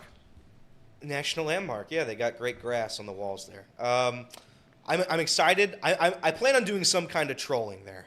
I don't know what I'm going to do in Chicago. Maybe I'm going to dress up like Steve Bartman and go sit in the seats. I haven't fully decided yet. I haven't thought about it fully. But I'm going to do something in Chicago to insult the fan base. I don't know what yet, but I'm going to hurt their feelings. I'm very excited for it. And when the Reds win that night, Reed, I don't know what kind of bet we're going to make. We're going to make some kind of a bet. It's going to be we're going to have some kind of bet for you tomorrow for that game. We'll be tweeting about it. We'll be sharing our live reactions from the game tomorrow or Wednesday, whatever. Wednesday night. But I'm excited. I am excited to go to a game with Reed. Reed, I don't know if you know this about Reed. Reed doesn't really like me a whole lot. He's welcomed me in this office very timidly. He doesn't really talk to me a whole lot when the cameras are off. But, Paul and Casey over there, they're my guys. I go to war for them. Jacob was my guy before Nick Saban recruited him back to be the offensive coordinator at Alabama. So I don't know what Reed and I are going to talk about, really. I'm concerned about that. This Wednesday, it's going to be Brandon Williamson versus presumably Hayden Wesneski, so not the most brilliant pitching matchup that we're going to see that whole time, although Brandon Williamson has been very sharp. I have not been to Wrigley Field since 2019. I did not get to go to Wrigley till I was 18. I went there for a graduation present from high school. My dad took me out there. That was the final year before they put in the scoreboards. That was the final year before, they were the last team to have scoreboards. That was 2015 was the first year of that. That was when they still had the bullpens on the field. I have never seen the Cubs play anybody but the Reds. I saw them play the Pirates this year. That was the first time. Anytime I've been up to Wrigley, they've played the Reds. I saw Aroldis Chapman when they had the bullpens on the field. I then went every year during that whole run, and then 2019 came around, and that was the last time I got to go out there. COVID, 2021, 2022, just haven't been out there since 2019, so I'm incredibly excited. Also got to see Pearl Jam at Wrigley Field, which is really cool if you know Eddie Vedder's a huge Chicago Cubs fan. Are we going to see the Bean?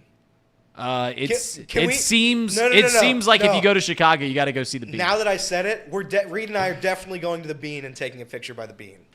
We got to do all the touristy things. Yes. What's funny is every time I've gone to Chicago, which is like 7-8 times, I have seen the Bean every single time. Oh yeah, I go see it every time. I've never seen it. My friends wouldn't let me see it. What? Well, yeah, because it's kind of a meme at this point. It's kind of a joke. Nobody actually wants to see the Bean. You just want to stand in front of it and take a picture and make fun of it. But that's fine. They got a cool little statue there of a bean. I haven't been to the beach or the big Ferris wheel. I've seen. You never been to the Navy Pier? No, I've never been to the pier. So you haven't experienced Chicago a whole lot? Nope. I have not. Just straight to Wrigleyville and back. We had some of the good pizza, Chicago style pizza. We explored the city. Which one did you go to? The neighborhood. Did you go to Giordano's, Illuminati's? That one. First one. Giordano's.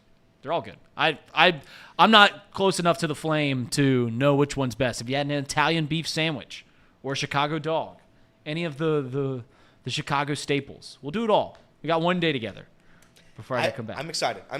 I plan on documenting some of this trip. But I'm excited for Chicago. Reds need this series badly.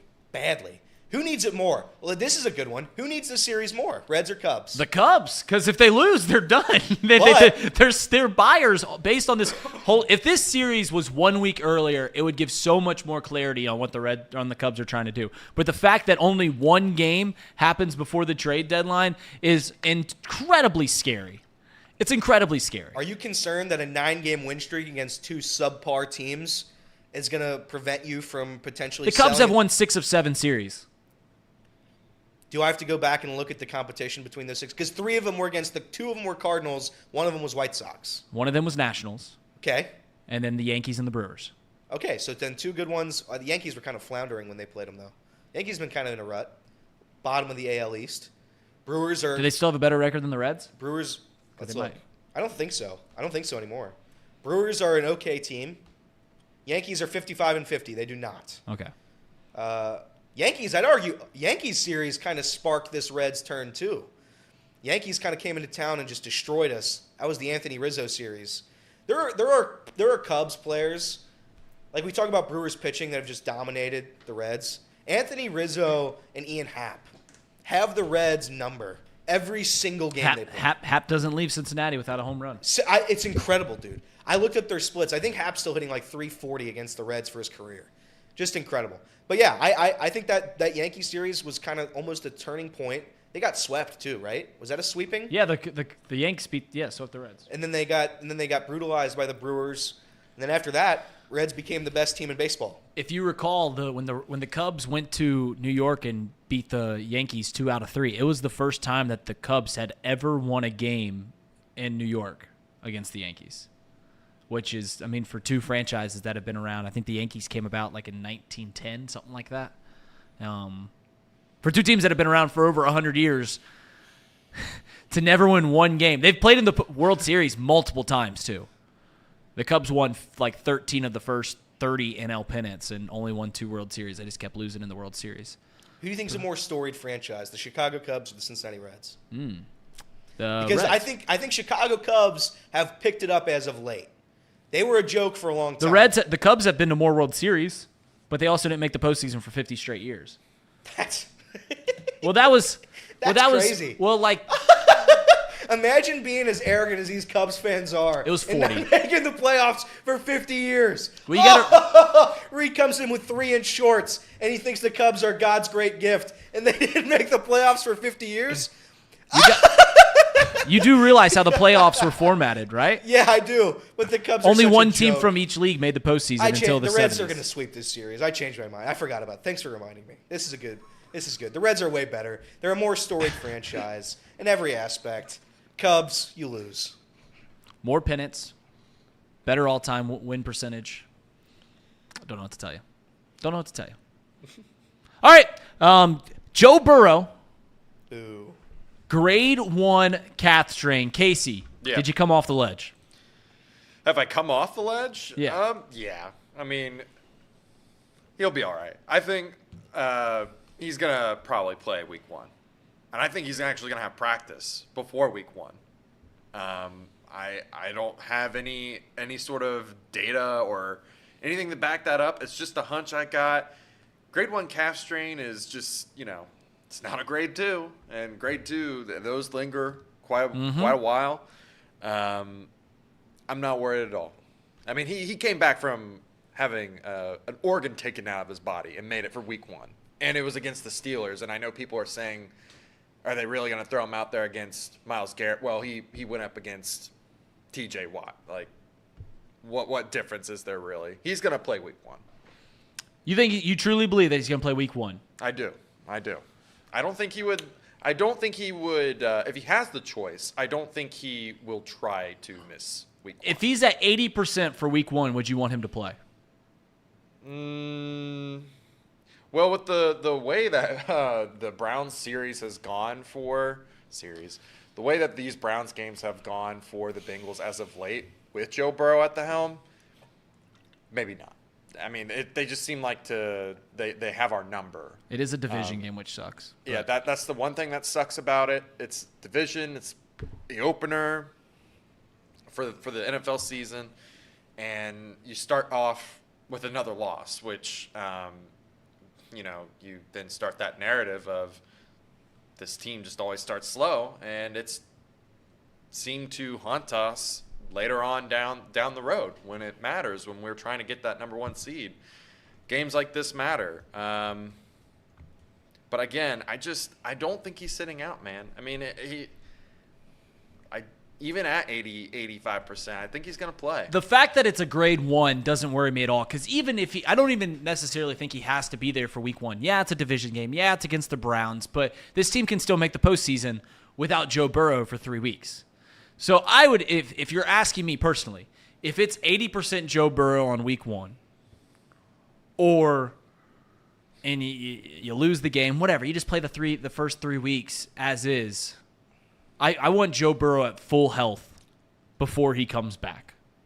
Oh, I agree. I think personally, if he has the option, if the coaches say, Joe, are you going to play week 1? How you feeling? I'm like at an 85%. I'm going to still go out there anyways. I think that's just the type of guy that he is. I mean, I don't think he was 100% week 1 last year. Right. Definitely wasn't. I mean, he was 15 pounds lighter going into that game. And it showed. He didn't have a good week 1. Yeah, I mean, he was chugging apparently peanut butter shakes, like just to try to gain back that weight. So I don't know. Has there ever been a bigger letdown than after the Bengals Super Bowl run, and the entire summer, you're just September 10th or September 11th, whenever the first game was last year, we get to see Joe Burrow play football again. I mean, me and my buddies talked about it for months. Oh, yeah. So excited. We had a wedding the night before, and that's literally all we talked about. While we're celebrating our friend get married, we're just like, dude, we get to see Joe Burrow play football tomorrow. And he comes out and throws 4 interceptions, and the Bengals lose in maybe the most horrific way possible. Yeah, I damned Drew Sample. I had to even forgive him on air. Most of the people in the chat probably don't remember that, but I was mad at Drew Sample for that game. Mm-hmm. Still are. Still am. I still don't like him, but he's on the team anyways. I don't know why, but he's on the team. Because he's a leader. He's a leader of the clubhouse. That's why. Oh, leader of the clubhouse? Are you memeing yourself? I do think he is best friend. I'm pretty sure he is best friends with Zach Taylor, though, if I'm going to be honest. I do think that's why he's best friends with. Huh? You know who he's friends with? Who? E-Train. DJ? Yeah, DJ E-Train. They're always hanging out. Oh no. I do have a source. Oh no. I do have a source. I have a source inside. I won't tell my source, But my source does say this Joe Burrow injury is not a nothing burger, but he will be there week 1. That's good. I'd love to hear that. I'm pretty sure he'll be 100% week 1. I would be willing to put every single dollar in my bank account on Joe Burrow. Well, you need to, because you were laughing at us when we were just in the lowest we've ever been in our entire life. I was not laughing at you. Paul, I was laughing at the overreaction. That's what I was laughing at. I called Jacob, and I don't think he has it on speaker. No. But I called Jacob, and I just go, how bad is it? And immediately he starts talking to me, and I just hear Paul giggling in the background just from across the room. I will not forgive Paul. And he's not even telling how he broke the story. He was laughing as he was breaking the story to us because he thought it was fake. No. I knew it was real. I was just doing the mental math in my head that he had a sleeve on his leg already. It was a 100-degree day, and they cart all these injuries across the road because it's so far from the stadium. I'm just doing the mental math in my head and going, yeah, he'll be all right. He just goes, he'll be all right. Joe Burrow carted off the field. What? Paul. What? How are you the most relieved that it's a grade 1 calf strain? I was literally never. Because if it was a grade 3, if he was missing half the season, yeah, that wouldn't have been good. That wouldn't be good. We'd be coming at you. That's right. There was never 1 ounce at any point in that entire saga where I was even remotely worried. Not 1 ounce. Oh, he was being totally malicious. Not 1 ounce. 100%. Not 1 ounce. Everett Henry said, my wife, who works in medicine, got way too many calf strain questions when she got home from work that day. That's great, Everett. That's great. That's you putting your nose on the grindstone and being a fan. That's what it's about. You're doing the digging. You're doing the digging. You're figuring it out. This city's, I actually told these guys, I said, when Joe Burrow went down, I said, do you know how much pressure, if Joe Burrow can't play this year, that just put on the Cincinnati Reds? Because the Cincinnati Reds, at this very moment, are playing fantastic. They're postseason. But if the football season's gone, awash, Joe Burrow's gone, torn Achilles, whatever, oh man, a lot more pressure is put on the Cincinnati Reds to give us a little bit of excitement this fall. But luckily, that's not the case. Joe Burrow's going to be okay. Presumably. I still hold that if he's not 100% by week 1, I don't want him to play.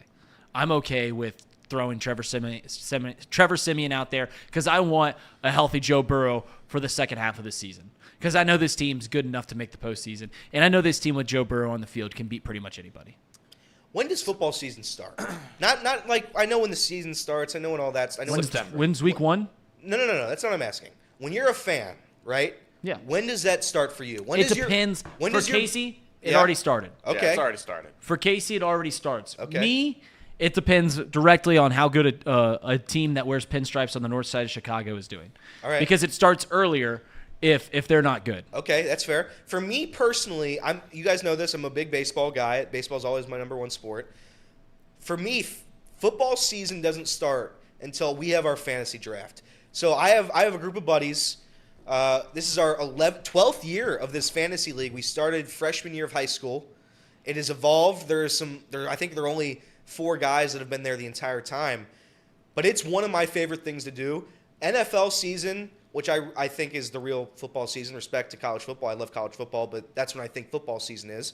It doesn't start till we have our fantasy draft. Okay. And that draft for me will be coming up, I believe, in the second week of August. Okay. So that's when it starts for me. I don't know about you, Paul. Paul, you seem football. Paul seems like Paul doesn't have a football. I know, that's what I'm saying. I think football. It's baseball, then it's college basketball. Mid-September, it starts for Paul. Here's what I'll say about Paul's football viewing. Paul watches every single down of the Bengals. Paul doesn't watch much else. That's about where Paul checks out. That's crazy. That's how I was about 5 years ago. But really? Oh yeah, when I was in college, I didn't sit down. I would watch the Bengals 1:00 every Sunday because they weren't playing a whole lot of primetime games. And then recently, I've, in the past few years, I sit down and watch Monday night, Thursday night. I still don't watch a whole lot of college football.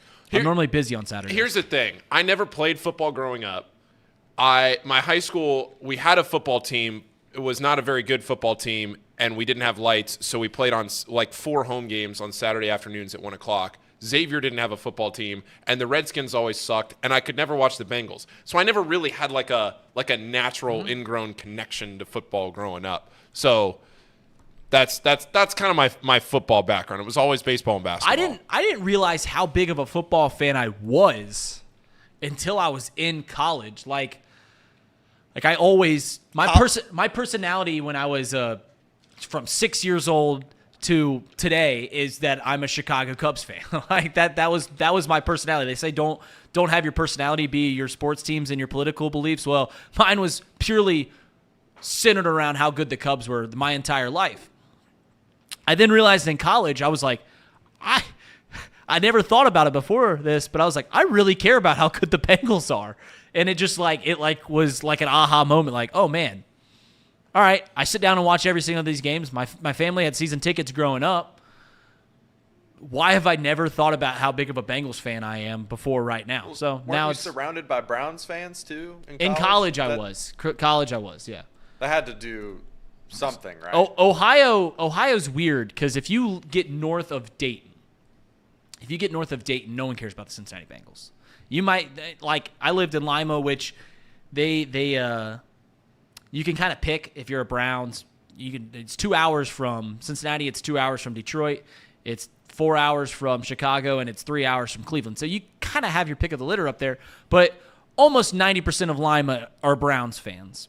Now, coincidentally, 90% of baseball fans in that town are Reds fans. They come down. I don't know why that is. Like if you go to Columbus where you can pick either way, it's normally people from Columbus are typically Browns fans and Reds fans. And I assume that is just because of the Browns been a team for longer. They were the team of the 60s and 70s when the Bengals were first getting going. And then I presume that they chose the Reds over the Indians because simply the Reds have been better. The Guardians, for all their success in the past 20 years, still haven't won a World Series in 70 years or 80 years, close to it now. So it's just weird. It gets like that. But you're right. Being around, you know, Elliot was just laughing at how bad the Cubs, how high and mighty the Cubs have been, Cubs fans are, despite not winning a single playoff series from 1908 till 2003 and not making the postseason between 1945 and 1984. That's how Browns fans are, man. They are so insufferable. They're just always terrible. They always have been terrible, but I'll give them credit. Because I very well understand that the Chicago Cubs are the Browns of the MLB. The Cleveland Browns fans, they sit down and they just torture themselves every 1 p.m. And they convince themselves that every year is going to be better. Every quarterback's going to be better. It's going to be different, and it just has not been the case. It will someday. The Browns won't always be the laughingstock of the National Football League, but it's not happening anytime soon. No, they'll always be. Their stadium's horrible, terrible stadium. Their city is terrible. Literally, if LeBron James never existed, the city of Cleveland might have been wiped off the earth. I mean, it might. You know what it was? You ever watch Cars? You know the movie Cars? Radiator Springs was just eliminated because Route 66. Cleveland might have just been eliminated. They just didn't. I mean, it just doesn't count. Their jerseys are the worst. Their helmets are the worst. Their field is the worst. They have no good players. They had 75 quarterbacks within a 10-year stretch. Their team's named after our owner. Oh, yeah, and their team's name is the Browns. Give me a break, guy. If it's brown, you flush it down. That's the saying. Their whole shtick is a joke. I mean, it's sad. I couldn't even. The river catches on fire. The river is on fire. Is it the river? Take a look lake? outside Cleveland. Your river's on fire. That's how bad it is to live in Cleveland. I can't even imagine that existence. I can't even imagine it. How did Cleveland get the Rock and Roll Hall of Fame? I don't know. How did they get the Rock and Roll Hall of Fame? How did they get it? It should be investigated. LeBron James probably paid for it. Elliot took smelling salts or something before this. I know. You know, Elliot, Well, excuse me for bringing the hype on the show. Let's go. Let's go. Would you What, say Casey? Would you say they stink? Casey, brother, they stink so bad. I mean, you just can't even be in the same room. I mean, Deshaun Watson. Casey has a lot of shticks on this show. The Deshaun Watson being bad at football, that's one I actually agree with. That guy sucks. Imagine having that guy as your leader, your moral leader. Deshaun Watson is atrocious. He's a bad human being. He's bad at it. He's bad at being a good person. Is it okay if I play the cherry on top early? Yeah. Just sling go it, ahead. sling Just it, do Big it. Pimpin'. Just do it. This isn't the end of the show, but I am going to play the cherry on top because if you watch this and you tell me that Deshaun Watson is a good quarterback, then you just aren't watching football. We're watching a different sport. But, I mean, just a slap. This is so funny. He just runs away after slapping his teammate, and they just get in a scuffle. I mean, what a loser that guy is. What an absolute bum. Bum. Can we agree that the funniest thing in sports is the Browns jersey with all the names? I mean, they just kept drafting. I think one of the hardest things to do is get a generational quarterback, and a lot of times it's luck. Like the Bengals just lucked into having the one pick the year that Joe Burrow was up, and somehow the Browns just kept getting it wrong. Yeah. It's not even we keep bringing up when you're at the casino and the tower shows 10 straight blacks and you're like, let's go red. It's just they just kept trying and they just kept going wrong. I mean, they drafted a 30-year-old quarterback in the first round. What was that? Brandon Weeden. What was that? Yeah, it's bad. It's incredible. The Browns are an insufferable fan base. Like I said, I understand that there's a lot of similarities between the Cubs and the Not Browns. to change the subject, this is kind of the same subject. I saw a Facebook Bengals fan in here, Charles. Shout out my guy Charles. He said Burrow injury issues are starting to become a Carson Palmer thing. Buddy had his appendix burst. His appendix. That's an organ. You can't injure an organ on the field, guy. What are we doing? Joe Burrow does not have an injury problem. He hurt his calf. Give me a break. Joe Burrow is fine. Joe Burrow is going to win a Super Bowl for the Cincinnati Bengals, and nobody in their entire life is going to question whether he was an injury-prone quarterback. Is Joe Burrow is there an athlete that has meant more to one city? I'm not gonna I'm gonna take a stretch here. LeBron meant so much to the city of Cleveland for so long before he left, and then he comes back. Joe Burrow means so much to this city that our happiness as a whole is dependent on if Joe Burrow's healthy, if Joe Burrow's playing well, if the Bengals are doing well. Can you guys think of another athlete that is so heavily linked to one city?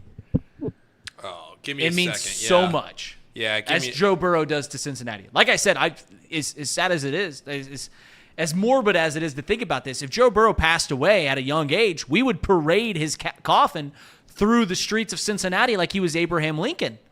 It'd be a 10-day long just parade around the metropolitan area of Cincinnati. A lot of people in the chat are talking about Peyton Manning to Indianapolis. Yeah. Okay. Sure. Michael Jordan to Chicago, Kobe in L.A. Did Kobe? I mean, I know Kobe was LA, but like I don't think it's the same thing. Yeah, no, it's not. It's not. That's more the demographic that just doesn't care. Yeah, so it's not. It's not on Kobe. Kobe's obviously a more iconic thing. It's just I think there's a lot more to do in LA than there is here in Cincinnati. Do you think LeBron meant more to Cleveland than Joe does to Cincinnati? Because I would think so. Yeah, LeBron meant more. Yeah, I think sure. Yeah. They got over that really quickly, by the way. Yeah. I mean, they burnt the jerseys, and then he was back. Oh, yeah. Well, that's just because that's just a vile city. I mean, what does the guy need to do? What does the guy need to do to help your bum city? All right, give me a break. They're fine with him now. Yeah, after he came back to like get in their good graces again after they torched him for no reason. That's like the state of the NBA now. You just leave after 2 years. You do it. You get a super max and you go to whoever has the 3 best players in the league. The city of Cleveland stinks. LeBron to Cleveland probably means the most to any city. One player meaning to one city in the entire nation. That's a fact. I don't think it even comes close. Yeah. I mean, you got to think there's a lot of quarterbacks. Like I imagine Aaron Rodgers. No, they had a strained relationship up there in Green Bay because they didn't like him because he was a bad guy. Yeah. Brett Favre when Favre was good. No, Tom Brady's the only other one. If you want to argue, it's Tom Brady. Yeah, and there's those rumors of like Catholic priests, like not talking about the Catholic priests of Boston, but yeah, they would like into mass by saying like thank God for Tom Brady. Oh yeah. Drew Brees, Tanola, sure. Okay. I don't think Drew Brees is anywhere close to LeBron or Tom Brady. In terms of what they mean. Those are two extremes. Right, yeah. I mean, we're talking about I'm just like Joe Burrow Drew means Brees that much. Is very comparable to yeah, Peyton I agree. Tom Brady to the New England franchise because that resurrected Boston sports. did. Because Boston sports were just Before terrible. 2000, Boston sports were not good. Oh, they were terrible. They were horrendous. So And now the they're the epicenter of the sports world. Or not so much anymore, but they have been for 2 decades. Think about that. Before 2000, the Celtics were good. The Celtics were good Yes. in the 80s and stuff like that. The Celtics had always been a pretty good franchise. But the Patriots had not won a Super Bowl, Bruins stunk. and the Bruins weren't good, and the Red Sox had not won a World Series since 1917. And then since then, it's just been incredible. Yeah, Elway, that was another good one. Roethlisberger to the Steelers. Shout out Sir Boy.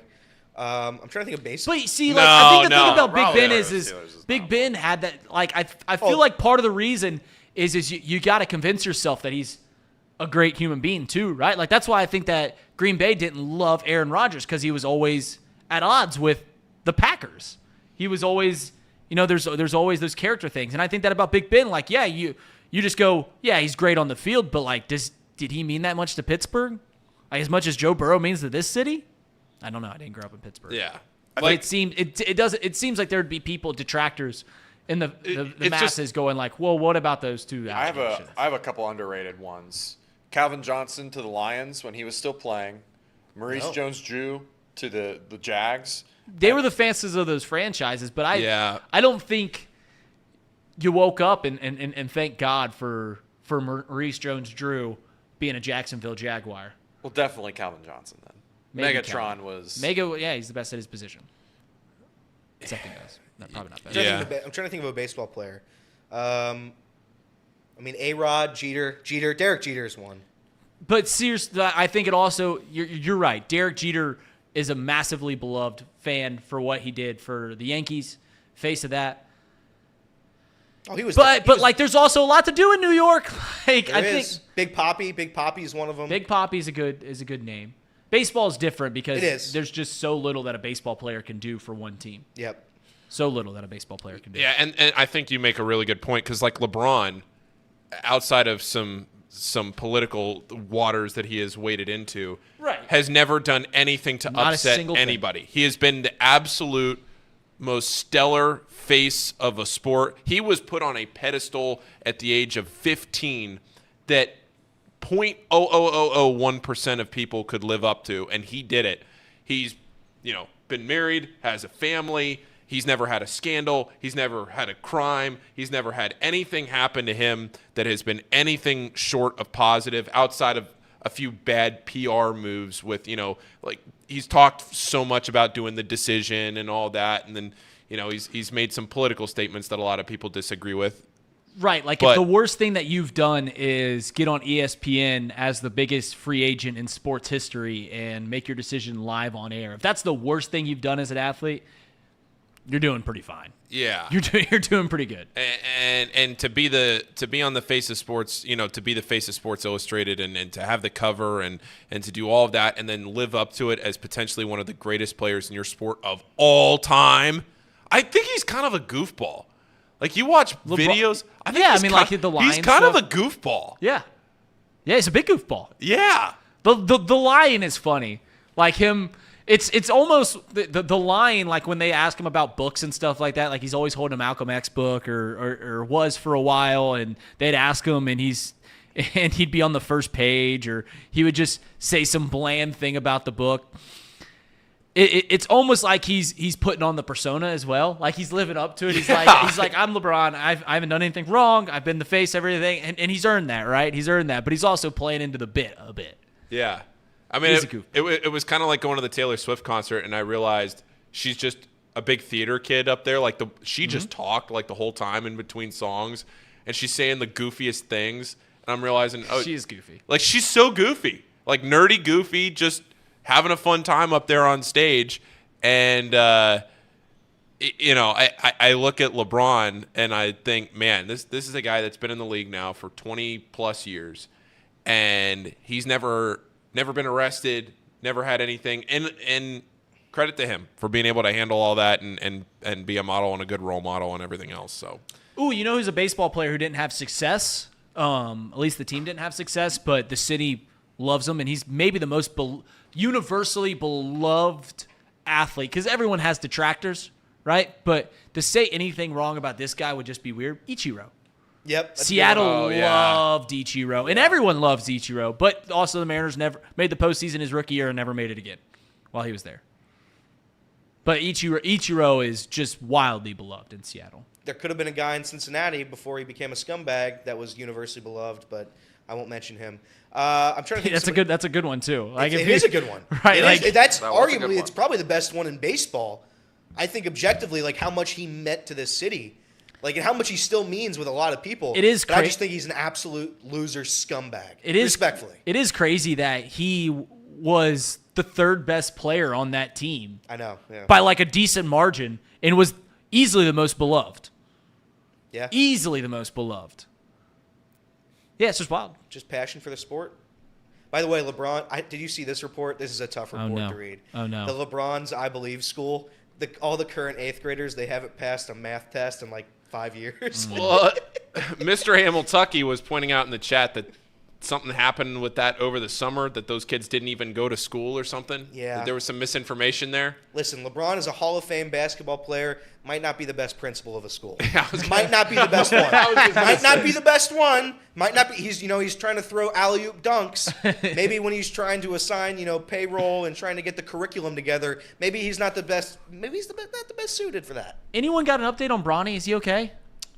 He was stable, right? I think he's okay. Yeah, he was. Yeah, he got released from the hospital and he was home with the fam. God, I hope he's okay. I hope he can play. I really, that would be such a shame. That would be a shame. God, it would be such a shame. And yeah, it would be such a shame because he's good and he'll play in the NBA. Can we stop comparing athletes to their dads? Nope.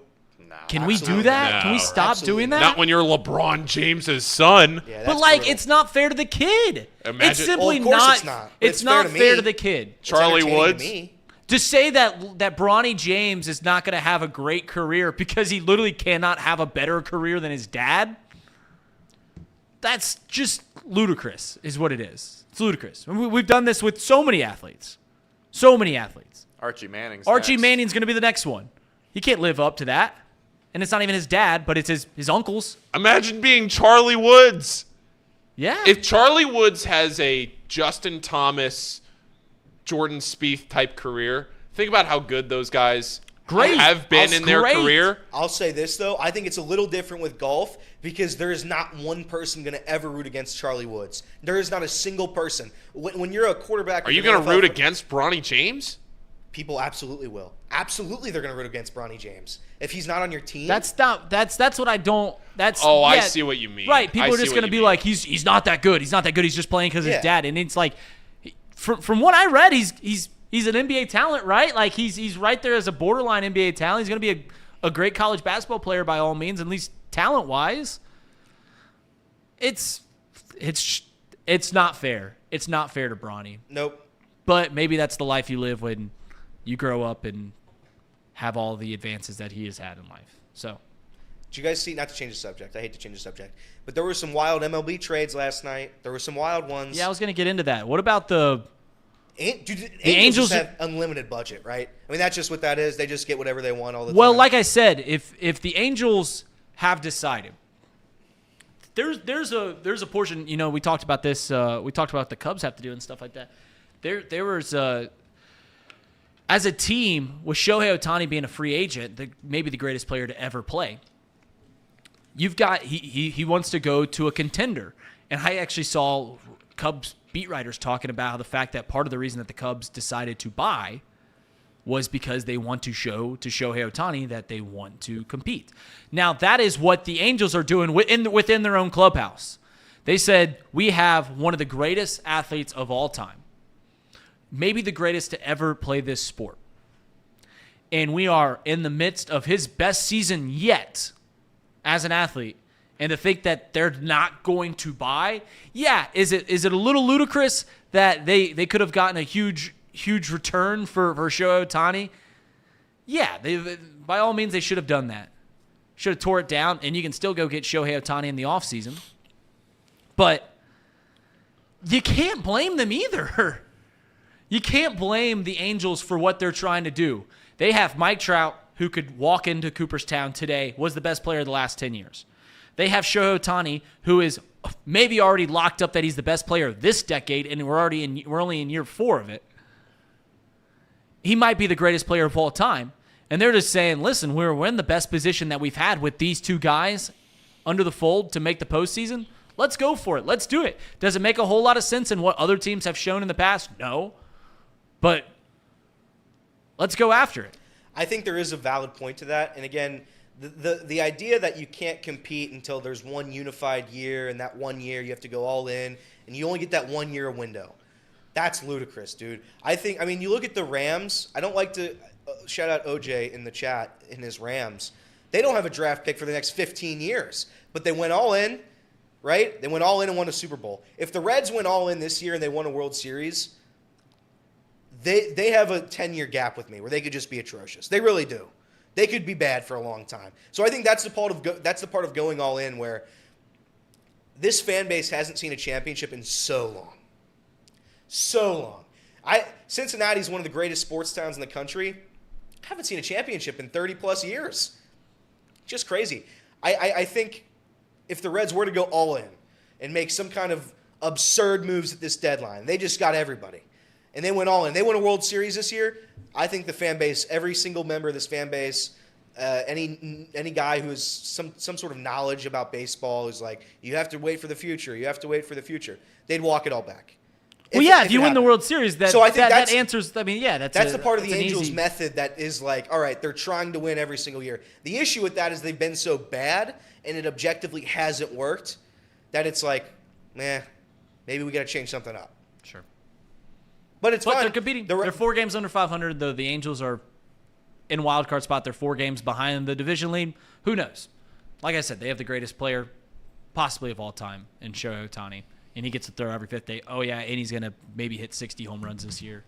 Texas Rangers, by the way, Max Scherzer, Jordan Montgomery, Andrew Heaney, Martin Perez, John Gray, Dane Dunning, Nathan Eovaldi. And that is without, Jacob deGrom. Imagine that. Imagine that team right now. That team's loaded. I think Rangers are going to the World Series. But going to be a fun deadline. MLB deadline day is my favorite day. I love this. It is best. MLB does 2 things right, and they don't happen on the field. And it is their offseason and it is their deadlines because the moves happen so feverishly. But, guys, this has been Off the Bench. I think that's going to wrap it up. We did do our cherry on top, so we got all the sponsors lined up. I'm going to say one thing to Elliot because he made fun of my Cubbies for not making the postseason in 40 years. You do realize that the Cincinnati Reds have not won a postseason series since 1995. That's when they doubled how many teams made the postseason, and then they added on more teams. So back when the Cubs didn't make the postseason, it was because only 2 teams made the postseason. Now there's about half the league make it, and the Reds still can't win a postseason. Yeah, well, series. Reds fans own it. That's the difference. Cubs fans are arrogant, I'll say buttheads, and they act like they haven't been the world's worst franchise for 50 What are years. the Cubs fans' nickname? I'm not familiar with the verbiage of the Cubs. Lovable losers. See you guys tomorrow, 10 to 12, Cubs Off killed the Steve Bench, Bartman. presented by United Dairy Farmers. It was fun. We'll see you tomorrow.